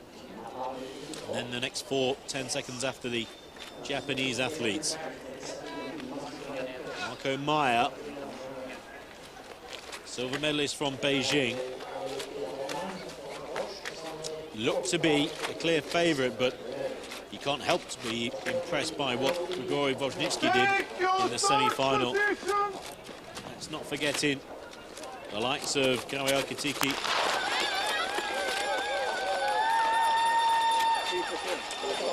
Off and racing. The rest follow. Men's freestyle standing final. Huge cheers then from the German crowd. Also encouragement for especially Mark Aarons in the red, but it's Meyer who's in front. Now in the semi-final, Wozniacki came from the rear. He's currently just behind Meyer. Kawaoki Tiki, it took a long time for him to hold back the Japanese athlete in the semi-finals.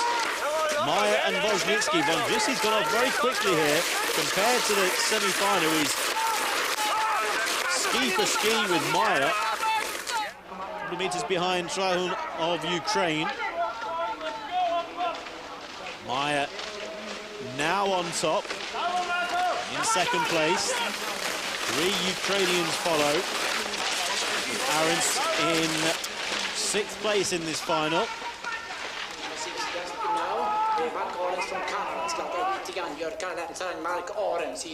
Well, Kawaoki Tiki on the right, the tall German on the left, Meyer. Gone past Tiki very quickly. So has Wozniacki, who's not gone away from Meyer. The rest are only on Wozniacki's skis. A real fight for possible bronze. Meyer pulling clear. Marco Meyer of Germany won gold on day 1 in the men's 7.5K biathlon. Silver medalist from Beijing looks to have the gold medal in the palm of his hand. Wozniacki clear in second, and Kawaoki Tiki is trying to keep off the remaining 3 athletes. Meyer comes into the home straight. Marco Meyer of Germany won gold on day 1. He's going to win gold on day 3. He's the sprint champion, freestyle standing sprint champion, goes to Germany. Marco Meyer, second, Grigory Wozniacki. And third place, Severin Drahun getting the better of Shevchuk, as Kawaoki Tiki faded late on. 2 medals for Ukraine. But Marco Meyer dominating the men's sprint standing. Gold for Germany. Paranordic Skiing World Championships once again. Long legs. Very, very impressive. The coaches are happy.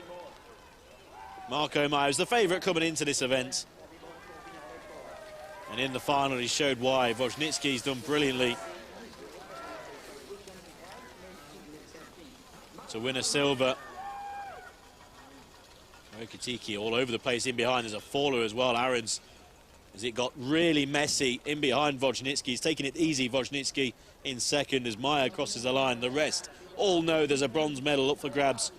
Tiki almost went off the track. Ahrens falls. And it goes to an absolutely delighted Drahun. A bronze medal. Here's family Meyer. We've seen these images before on the first day. And they're repeated on day 3.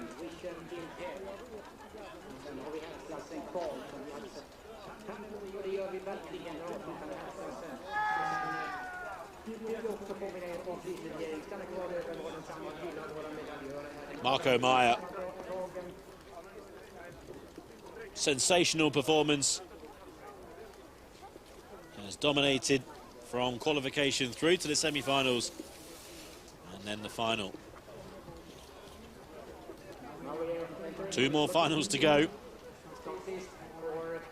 No time to pause for breath. Even a drink of water in my case. Maybe even a cup of tea.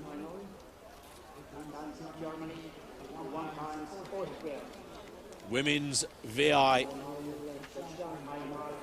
One of the most hotly contested classifications at these championships. Johanna Exenvold qualifying for this final excellence in qualification. Her guide, Peter Klausman. Number 62 is Lynn Kazmaier, the 16-year-old. Gold and silver already in these games. Corinne Baumann, the guide. Karina Edlinger of Austria. Paralympic winter gold medalist. Tobias Erhard, her guide. And Leonie Maria Volter in Strecker is the guide. The 19-year-old German. Again, gold and silver at these World Championships so far. 4th in Beijing.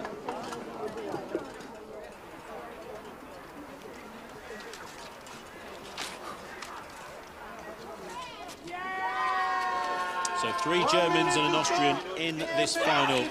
The teenagers, Volter and Kazmaier. The older statesman, Rexenvold at 21. And Edlinger, the Austrian, well, at 24. Paralympic winter gold medalist, what she's thinking. All these young Germans snapping at her heels. Team Meyer have just celebrated their man's gold medal, but I'm sure they'll quickly turn their attention to cheering on the 3 Germans. This is absolutely wide open. I think Rechtenwald will do well to stick with the 3 here. Edlinger, Kazmaier and Volter. You're a braver person than me to pick a winner out of these 3. 6. Here we go, the women's sprint freestyle VI final. Off and racing. Kazmaier 2 seconds later than the rest. She's the B3 athlete among these B2 finalists. Edlinger's gone off very quickly. Paralympic winter gold medalist leads, and it's going to be a bit of tactic here to go off very strong, get clear of the German trio. Volter in second, 8 meters, I think, the measuring. followed by Kazmaier and Rechtenwald, but going off very quickly is Edlinger. Come and catch me. Kazmaier into second, Volta in third and Rechtenwald, as we suspected, in fourth place. Well, Edlinger's going to leave nothing to chance. She's gone off very quickly. Now the gap is a good 15 metres.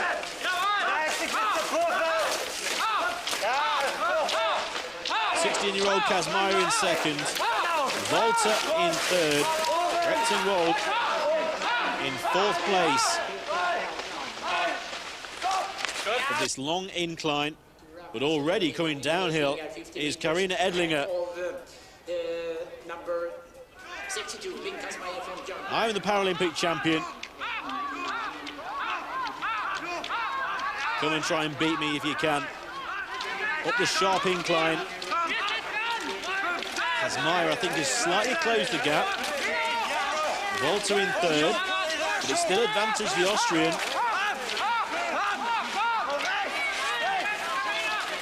Former world champion Edlinger from back in 2019 in Prince George leads Kazmaier and Volta. Rechtenwald in fourth place. Now Kazmaier, what can she do? The gap is around about 10 metres or so. Volta's been left for third place. It's Edlinger in front. Kazmaier in second, in towards the home straight. Karina Edlinger leading by 10 metres into the home straight, and the Austrian now skiing for the world title. Kazmaier's flying in behind. I don't think Kazmaier can reach Edlinger, and the Paralympic champion becomes world champion. It's gold for Karina Edlinger. Lynn Kazmaier, silver for the young German. And then way back in third place, the only Maria Volta, Rechtenwald, is in third place. Volta is battling for third, but it goes to Johanna Rechtenwald. Well, that's an unlikely bronze medal. The only Maria Volta, I can only presume, has had a fall further back in the field, but it's gold to Austria. Karina Edlinger. What a tremendous race, and, well, going off hard from the front. Work to treat. There was only one chasing, and that was Kazmaier. Well, the kids are all right when it comes to German women's VI, but at the moment, the gold in the sprint, in the World Championships and the Winter Paralympics is staying in Austria with Karina Edlinger, the new world champion, regaining her title from Prince George. Very close for the bronze, and Rechtenwald will be absolutely delighted with that. Well, it was the final that I was looking forward to the most, and it lived up to it. Lynn Kazmaier, silver medal behind Karina Edlinger, and it was such a brave performance, going out very, very quickly. And then clinging on at the end by less than a second.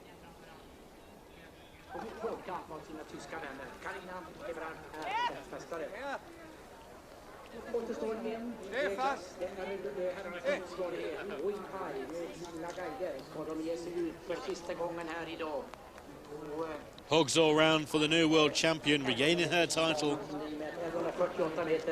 She lost in Lillehammer.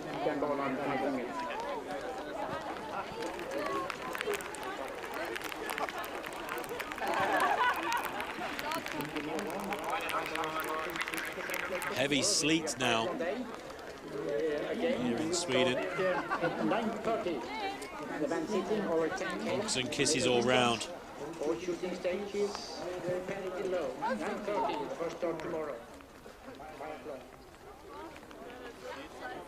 One final event, it's the men's VI. 4 athletes, Kazik and Charlson. 17 seconds later, Nico Messinger, Jake Adikov, 18 seconds after the front pair. 175 is Nico Messinger, and Rubin Rudler, the guide, want to get to these finals, down to the qualifiers in Beijing. Anthony Chalençon, fourth in Beijing.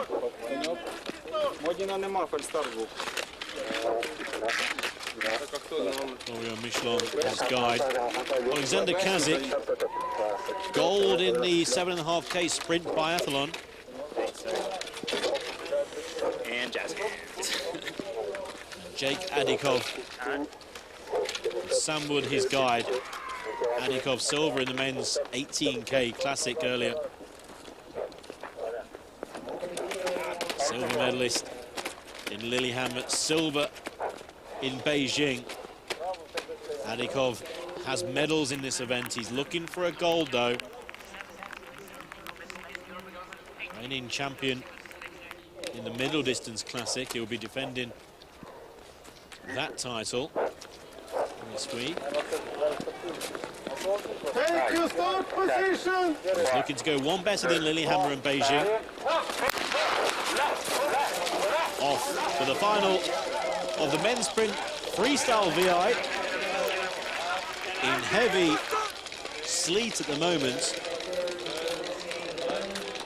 Off goes Kazik and Chalençon. Final two athletes underway.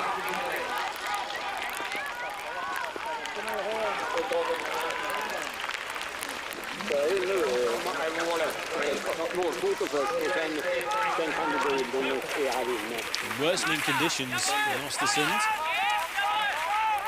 Adikov in third, so the early leader is Kazik, ahead of Chalençon. Adikov in front of Messinger already. Messinger just finding things a little bit quick at the moment. Kazik going nicely. Chalençon in second. Adikov's going very quickly here. With 18 seconds away from Kazik and Chalençon. That certainly has been halved, I reckon, already. Around the bend and the conditions you can see on the camera shots here. It takes quite a lot actually for rain and sleet to appear on these camera shots. No confirmations in false starts. Drahun in the lead. This third place will be ruled out, but we'll concentrate on this final. Kazik's in front, Chalençon and Adikov, as they come downhill, is on the heels of Chalençon. It's going to be slightly difficult to get past on the downhill in the VI. They need to be careful, these pair. Kazik can try and extend his lead. Can Adikov get past the Frenchman? At the moment, no. Going wide is Kazik.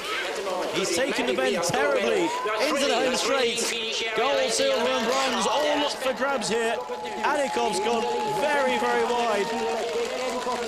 Trying to find clear snow, and there's a fall.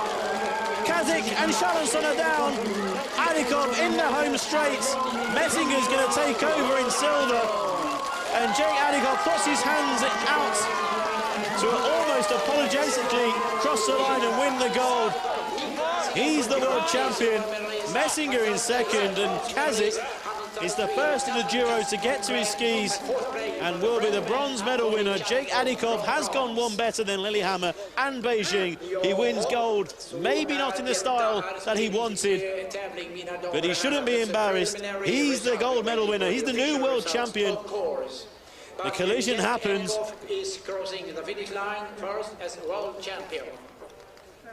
Here we go again. Kazik and Chalençon coming together. Adikov, well, he was wider than the pair. I'm going to say right now, I think Adikov would have gone on to have won the gold. He was going the quickest out of the three, and also he was in clear snow as well. So I think Jake Adikov would have been the gold medal anyway. That's my opinion. What do you think at home? Messinger, an unlikely silver medal for him. And then the bronze for Kazik. Drama in the final of the sprints. It was the first collision we've had. Completely accidental. But Jake Adikov is the new world champion. Credit to his guide, Sam Wood, as well, for taking him wide around the bend. He was on the inside, Wood, and he would have surely have been shouting and for Jake to go wide. He knew that Jake Adikov had the speed as well. Go wide, avoid any possibility of any collisions. That's what he did. The collision happened. It wasn't Adikov's fault. He shouldn't be worried about what happened behind him. He was concentrating on what's going on in front. And he's the new world champion.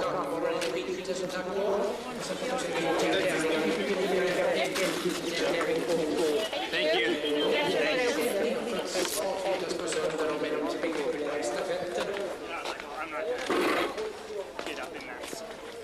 That was kind of coming.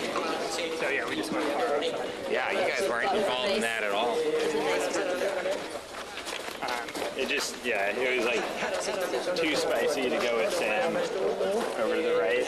So I just like kind of got in behind this empty.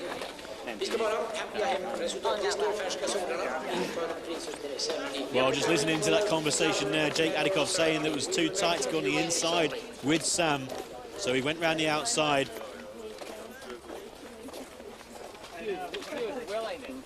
And that was a very, very good move from the pair. Adikov is the new world champion.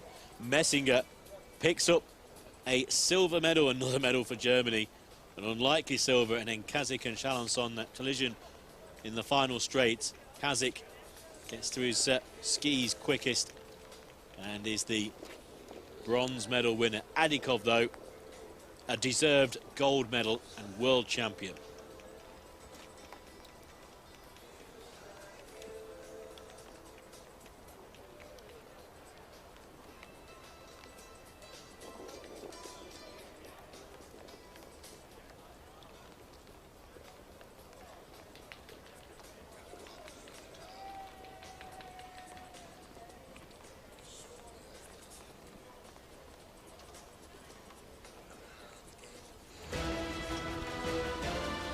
Well, let's take a look at the drama that we've just witnessed. A tremendous win in the city and an upset as well. Elinda Santos Roca beating Kendall Gretsch, one of the red-hot favourites. A brilliant win in the men's sitting as well.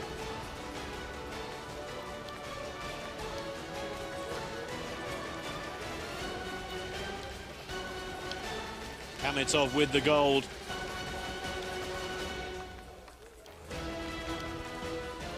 Kisses for Marco Meyer. Dominated the men's freestyle stand-in. The battle of Wilkie and Nielsen went Canada's way. And Natalie Wilkie is the world champion. Karina Edlinger adds the world title to her Winter Paralympic title, beating those three Germans, Walter Rechtenwald and Kaz Meyer. Bronze for Rechtenwald, and that collision meaning that Adikov is the world champion, although I think he was on course to win anyway. And he goes one better than he did in Beijing, and also in Lillehammer.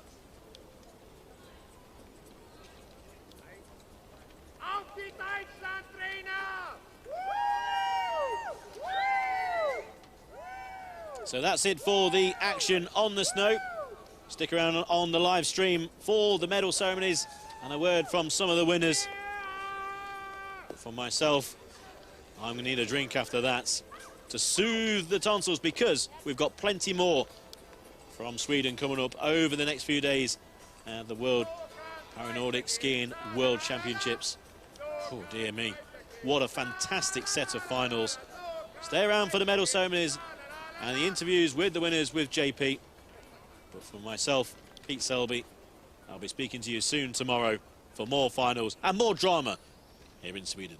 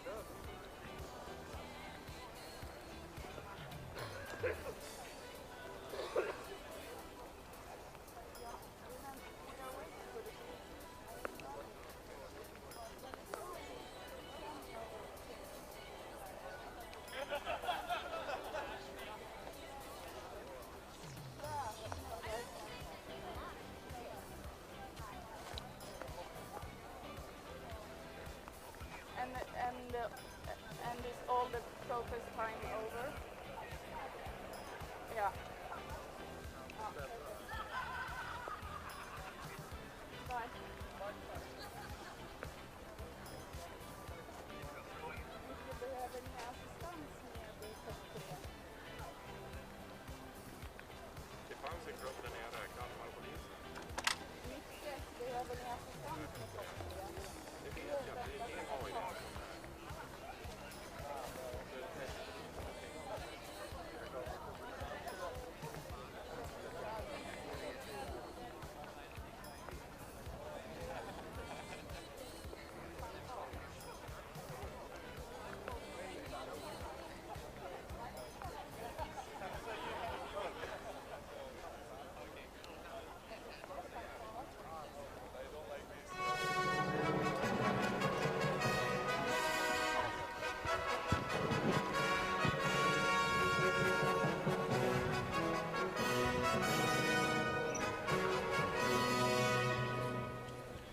Ladies and gentlemen, please welcome to today's winner and medal ceremony for sprint competition.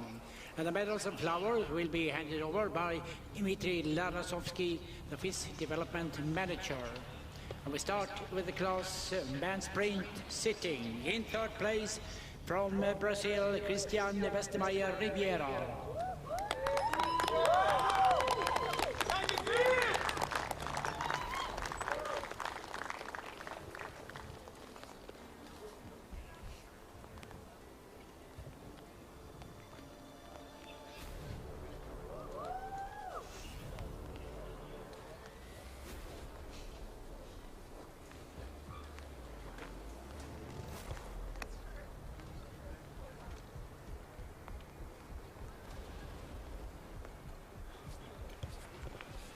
In second place, representing Ukraine, Taras Rad.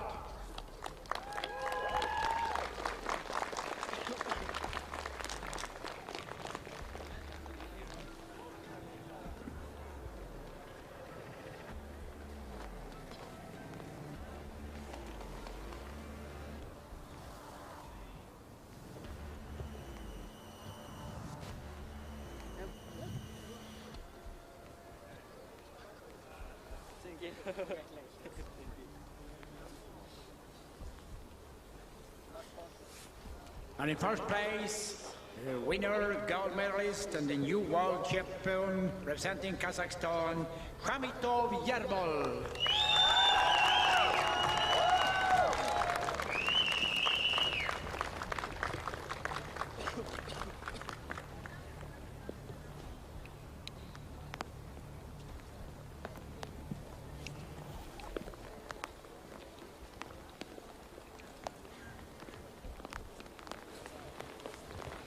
And the municipality of Östersund will give the top 3 athletes a tray with a picture of the Northern Light over the city.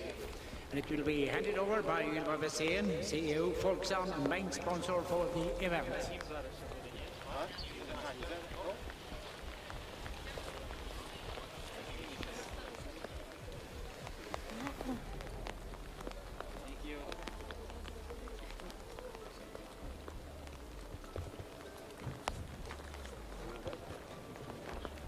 And to honor the winner of today's competition, we will now hear the national anthem of Kazakhstan.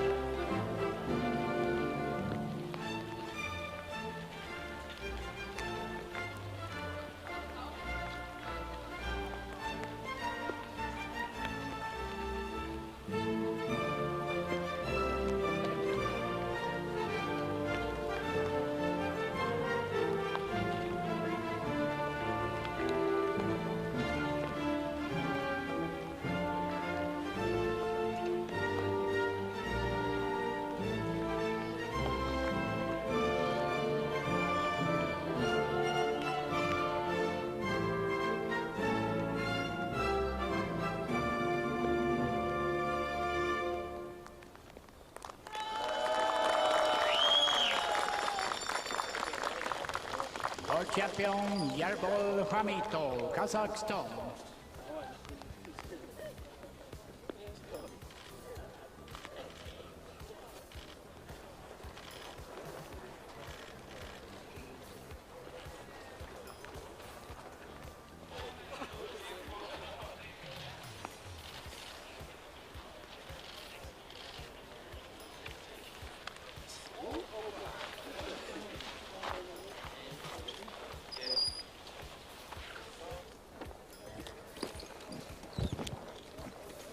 The next ceremony will be for the competition class women standing.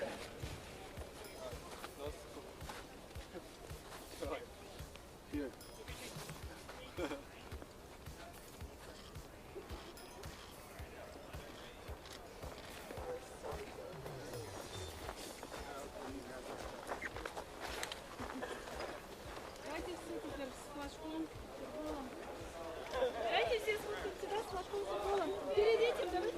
Нет? А, после, да?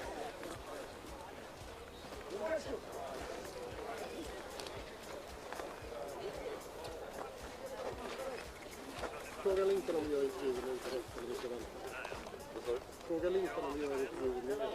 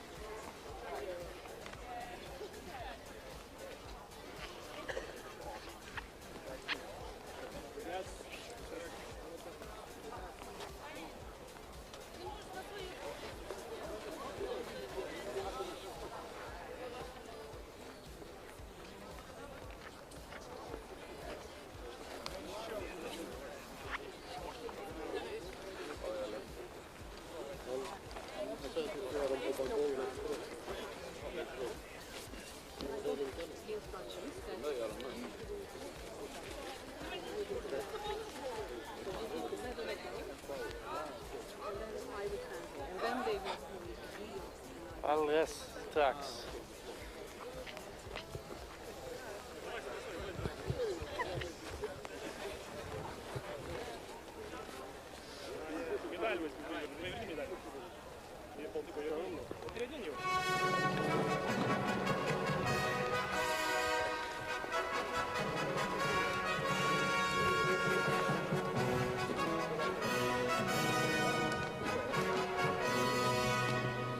Welcome to the winner and medal ceremony for the competition today, Sprint Women Standing. And the medals and flowers will be handed over by Dmitry Lazarovsky, FIS Development Manager, and Ylva Wessén, CEO Folksam, the main sponsor for the event. In third place, representing United States of America, Sidney Peterson.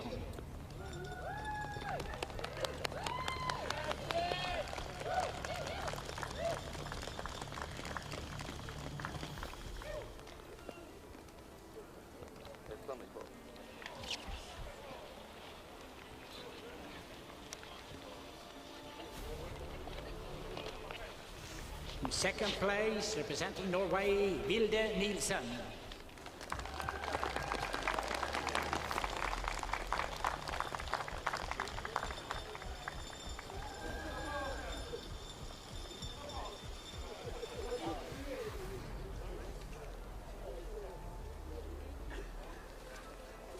And in fourth place, gold medalist and the new world champion from Canada, Natalie Wilkie.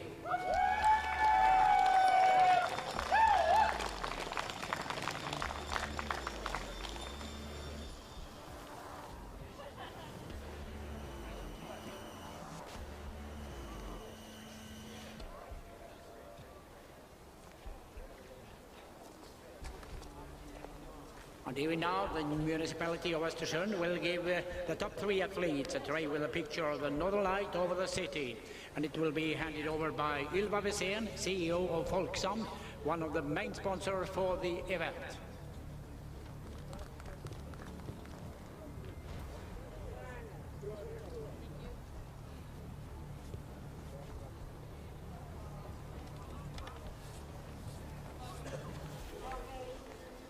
To honor the winner of today's competition, we will now hear the national anthem of Canada.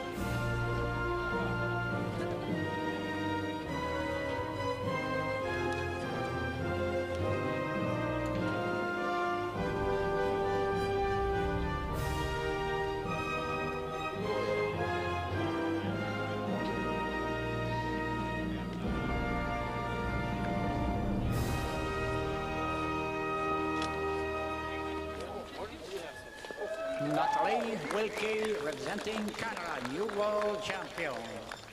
Next ceremony will be the standing class for men.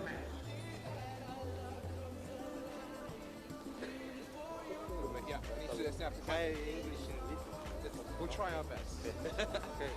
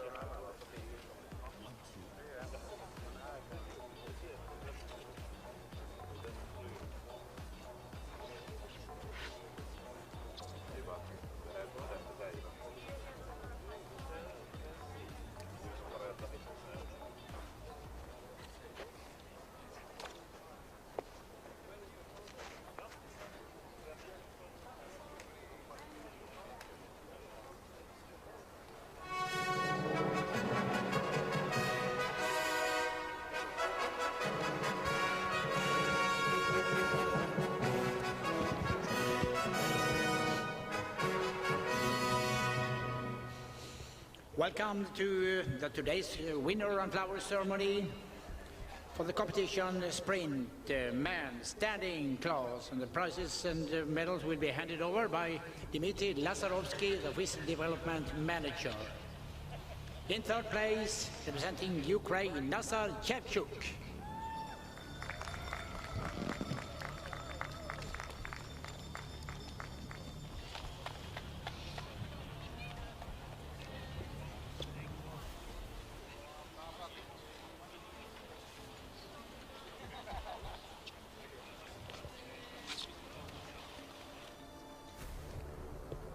In second place, representing Ukraine, Grigory Vovchinsky.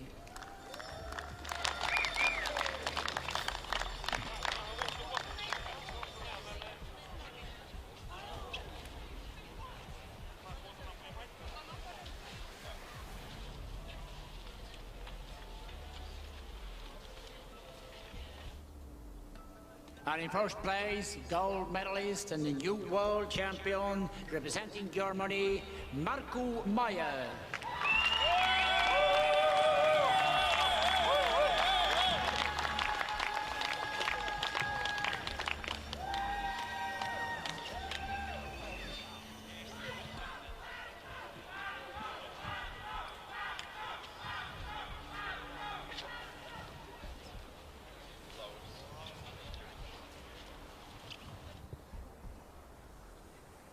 And even now, the municipality of Östersund will give the top 3 athletes a tray with a picture of Northern Light over the city. And it will be handed over by Ylva Wessén, the CEO of Folksam, one of 2 main sponsors for the event.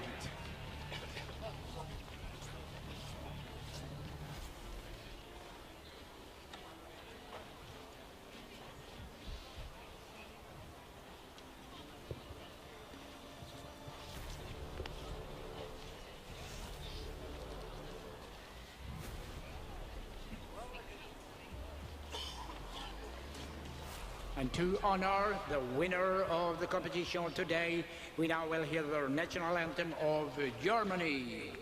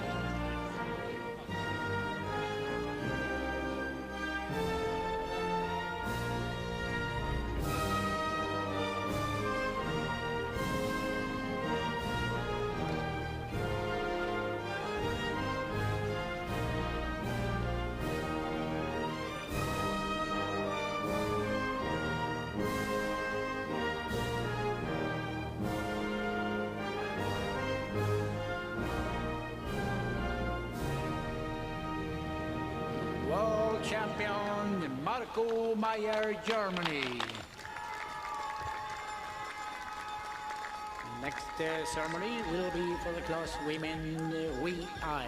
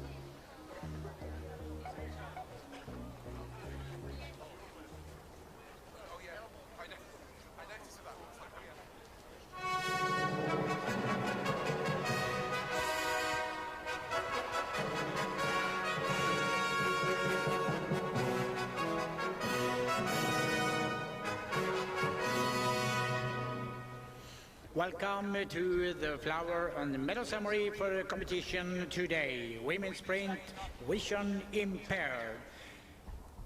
And the medals and the flowers will be handed over by Dmitry Lazarovsky, the FIS Development Manager. In third place, representing Germany, Johanna Rechtenwald. With the guide, Lutz Peter Klausmann.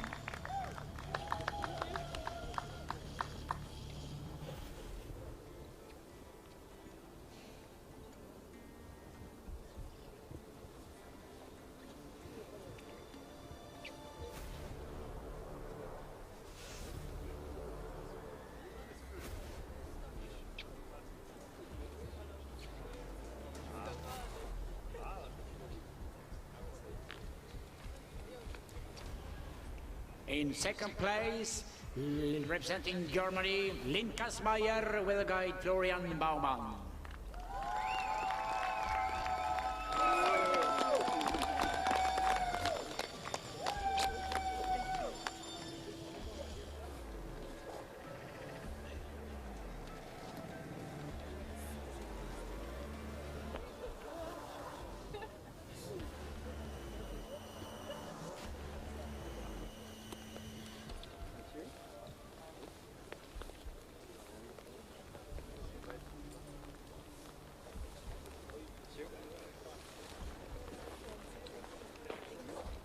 And in first place, gold medalist and the new world champion representing Austria, Karina Edlinger with the guide Tobias Eberhardt.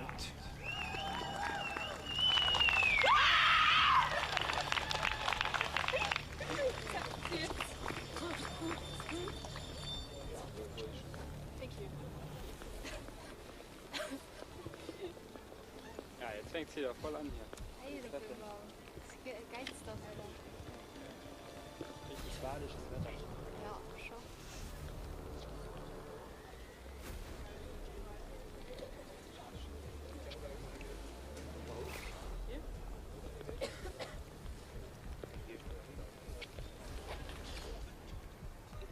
And even now, the municipality of Östersund will give the top 3 athletes a tray with a picture of the Northern Light over the city. And the trays will be handed over by Ylva Wessén, CEO of Folksam, the main sponsor for the event.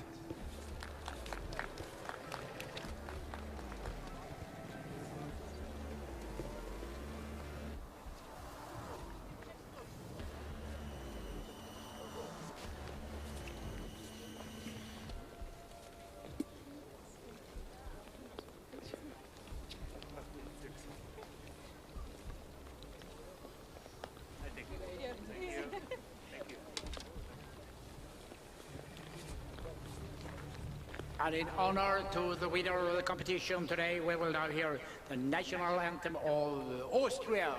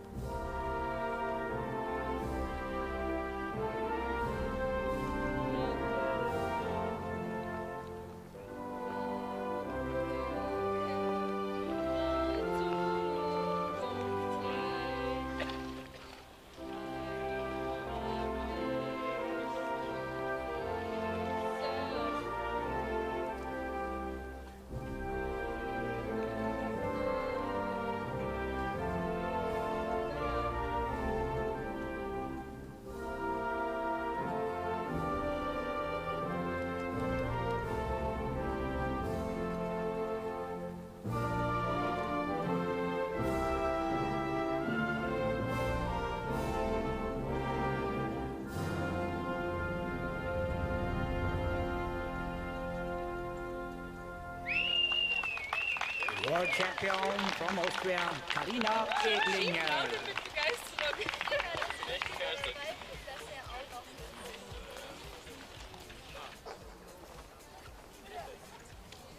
Then we are waiting for the next ceremony, which will be held for the class men vision impaired in a few minutes only.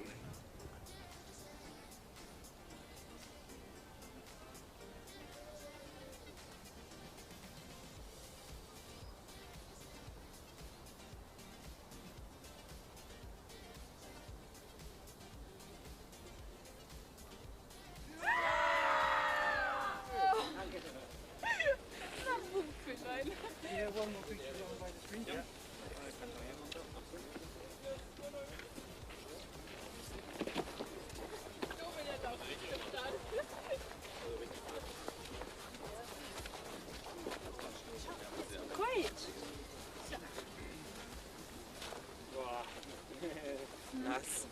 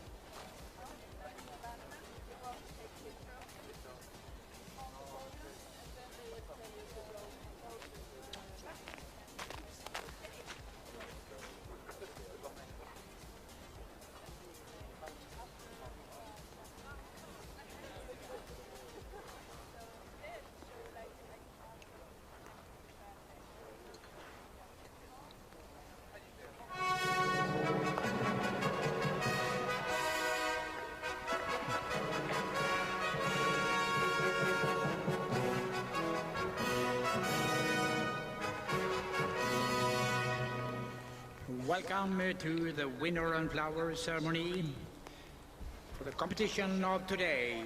Sprint competition for men, vision impaired. And the medals and flowers will be handed over by Dmitry Lazarovsky, FIS Development Manager. In third place, representing Ukraine, Alexander Kasik, with the guide Sehi Kucharavich.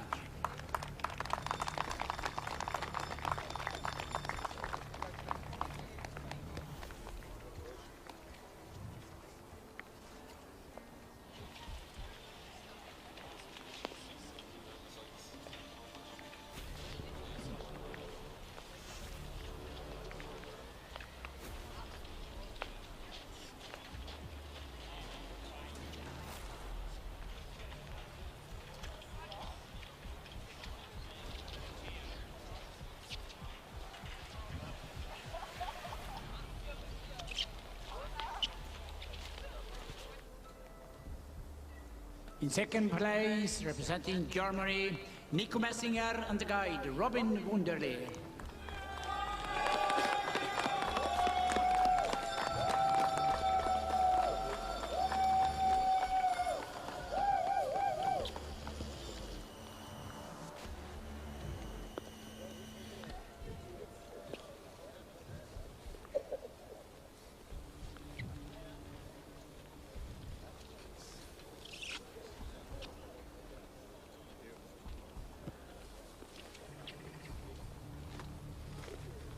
And in first place, gold medalist and the new world champion representing United States of America, Jake Edikoff with the guide, Sam Wood.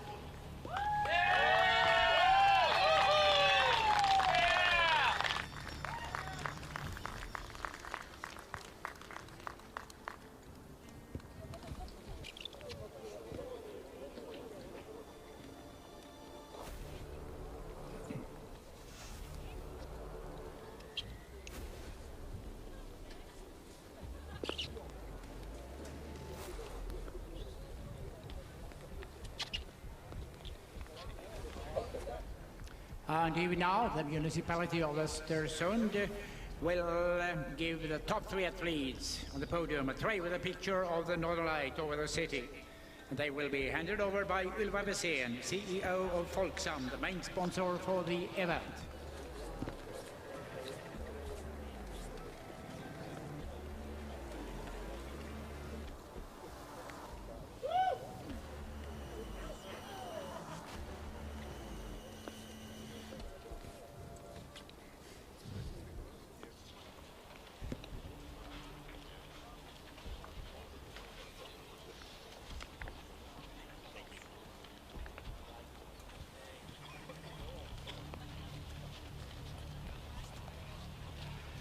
And to honor the winner of today's competition, we will hear the national anthem of United States of America.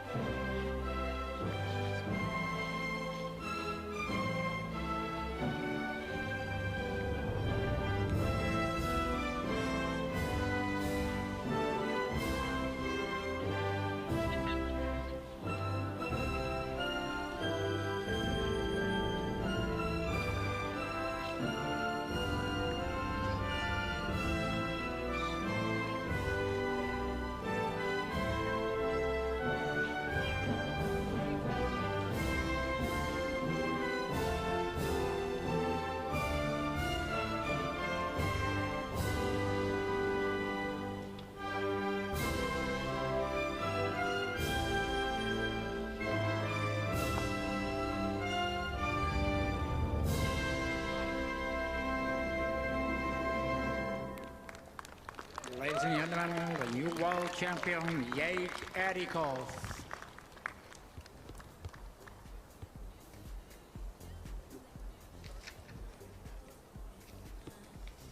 We are soon facing the last ceremony of today, considering the competition for women sitting.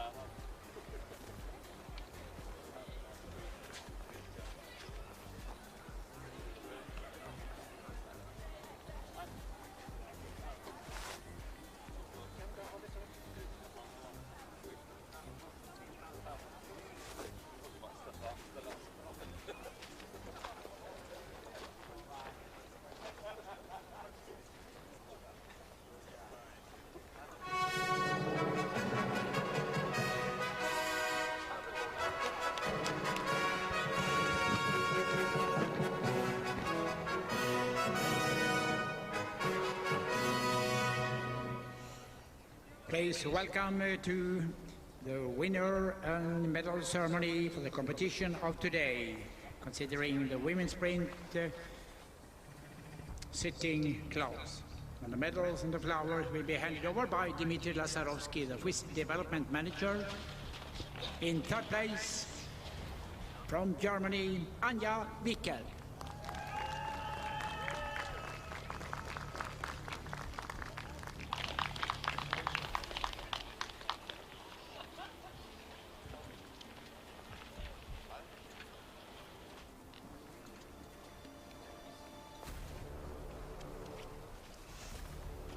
And in second place, representing United States of America, Kendall Gretsch.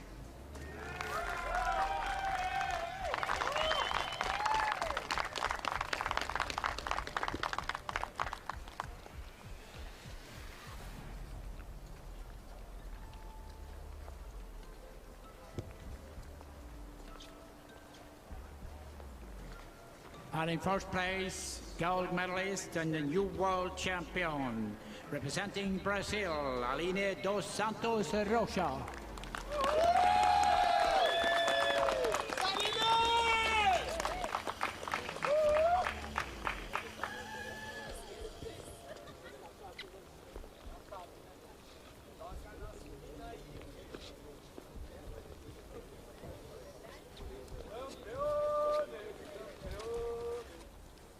And even now, the municipality of Östersund will give the top 3 athletes at the podium a tray with a picture of the northern light over the city. They will be handed over by Ylva Wesén, the CEO of Folksam, one of the main sponsors for this event.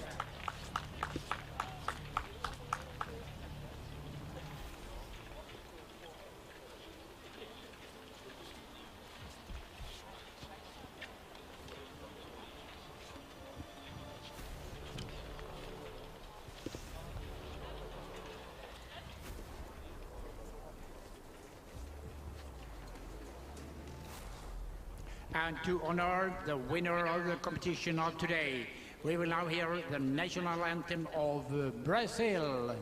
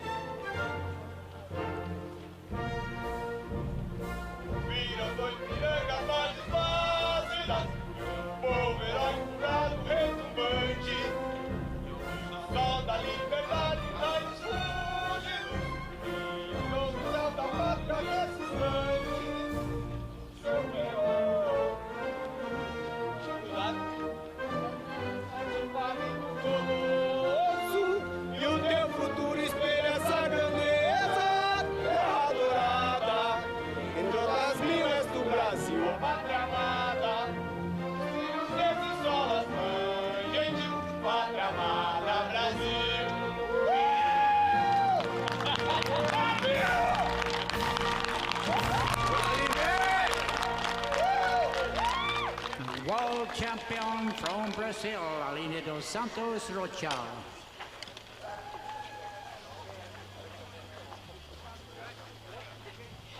And that's, ladies and gentlemen, we thank you for today. That was all on the menu of today. Sprint competition starts